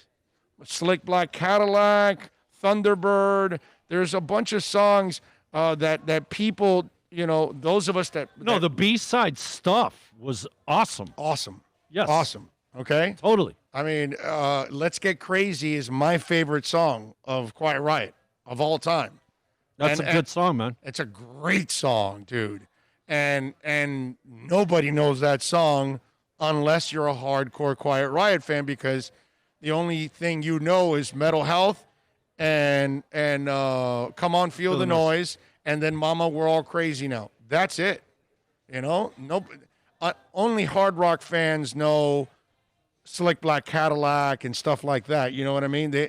That's only the people that used to listen to Quiet Riot hardcore. And so it's hard for me to get behind this. I wish him the best, but I really think that Kevin DuBrow is the reason that what happened to Quiet Riot happened, because they were ascending, and to think that you're the number one in this, and you remember, like, they had the whole tour had to be canceled because it wasn't selling. It was like, and the way he was talking was like, dude, do you have any grip on reality, man? Yeah, crapping on other people and all that. It was Exactly. It was bad. It was bad. It was bad. Well, and listen, They did it. He not did the it. first time we've seen Liam Gallagher do the same thing with Oasis, and we're better than the Beatles. The Beatles are nothing, and so yeah, it's happened many, many times over. You know what I'm saying? Did you see the story where the Niners are checking the air quality in order to play football? I could believe it. And if you see the pictures in California, and I'm sure NorCal can attest to it because he chimes in all the time on it, but it's an apocalyptic state is what they're calling it right now.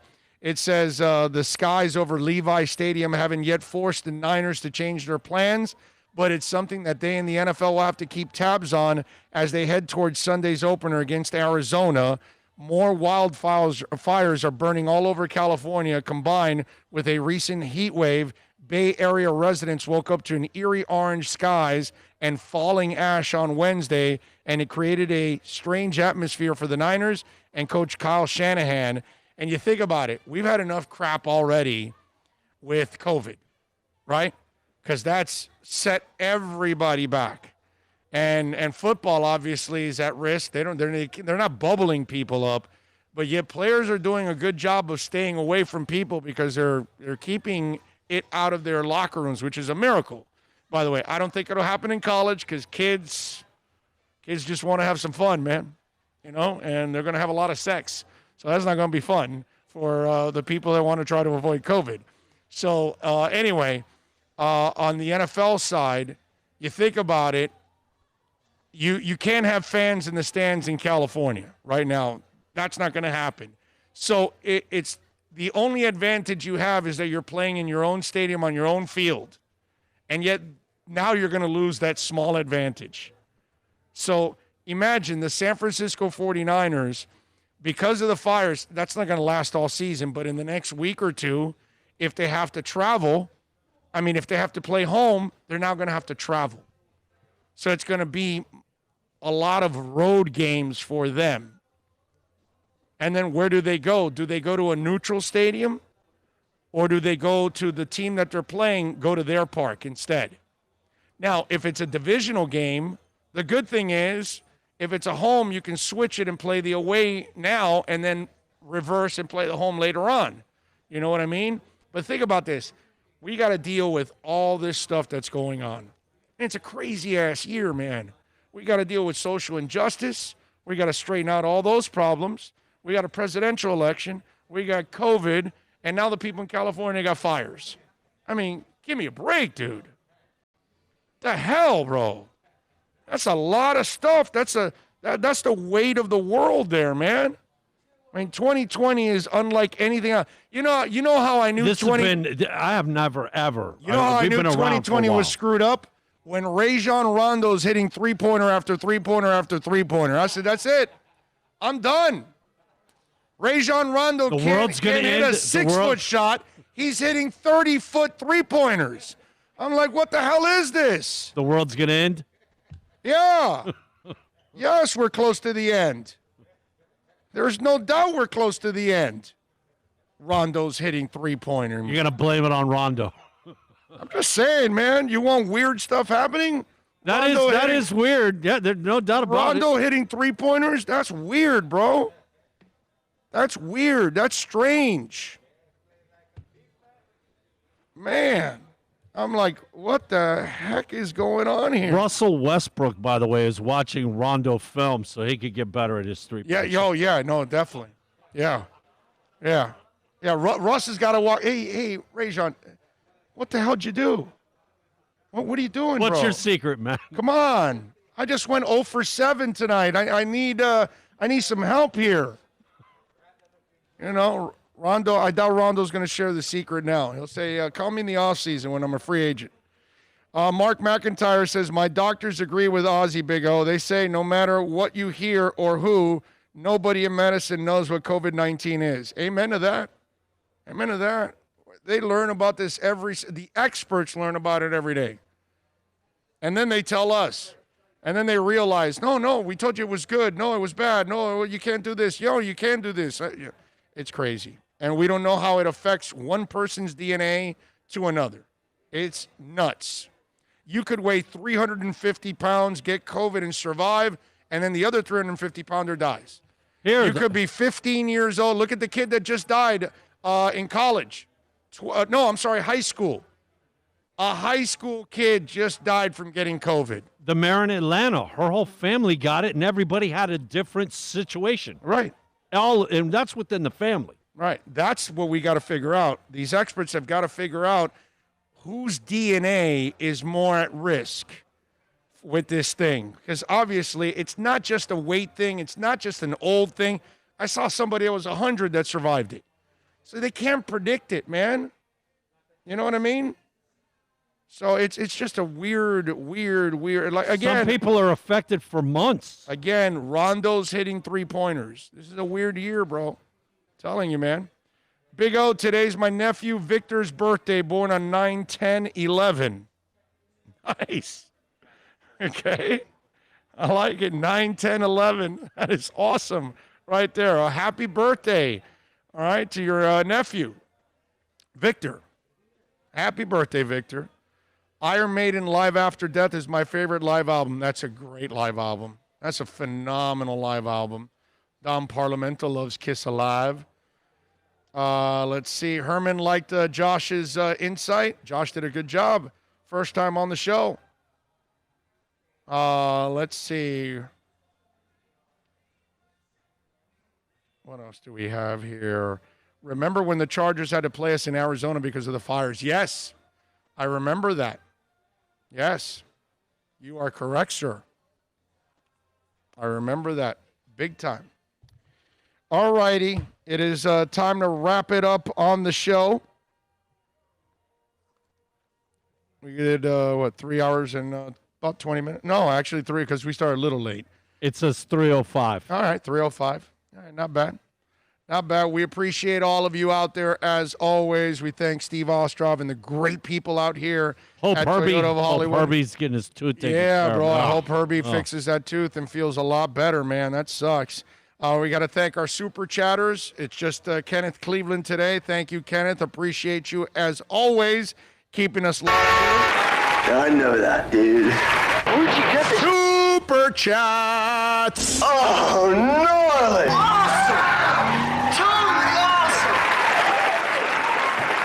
Appreciate all of you out there. Thank you all for chatting, for downloading the show whenever it is you download the show, day, night, middle of the night, drive time, morning, afternoon, it doesn't matter. Remember, you can always reach out to us on email, orlando@bigradioshow.com. And always the text line is available to you whenever you're downloading the show, 786-322-1105. That's another way to reach out to the program. We thank all of you out there, as always, for supporting us and our amazing sponsors, like here at Toyota of Hollywood. Tomorrow, we'll be at Craig Zinn's, Acura of Pembroke Pines. It'll normal time. 11 a.m. Look forward to it. We'll have Michelle Kaufman on. We'll go over the Canes win, I hope. You know what I'm saying? Hopefully a little Marlins win, too. All kinds of good stuff. We have football, bro. I know, it's great. We thank Bill and Go Canes. Philippe, as always, doing great job on video and audio. We will see you all tomorrow at 11 a.m. Be good, Hey, be Oath. safe, wear a mask. Thank you, bro. You know, because I haven't done anything. you did the show last night. You got home late. And you're worn, and dude, 3 hours like this, it's easy, man. We do it, man. You make it look easy, brother. We get it done, bro. We get it done. We try. Well, they make it easy for us. Yes. You all be Y'all good do. out there. Much Hey, love. Go Be safe. Canes. We'll see you tomorrow. Be safe.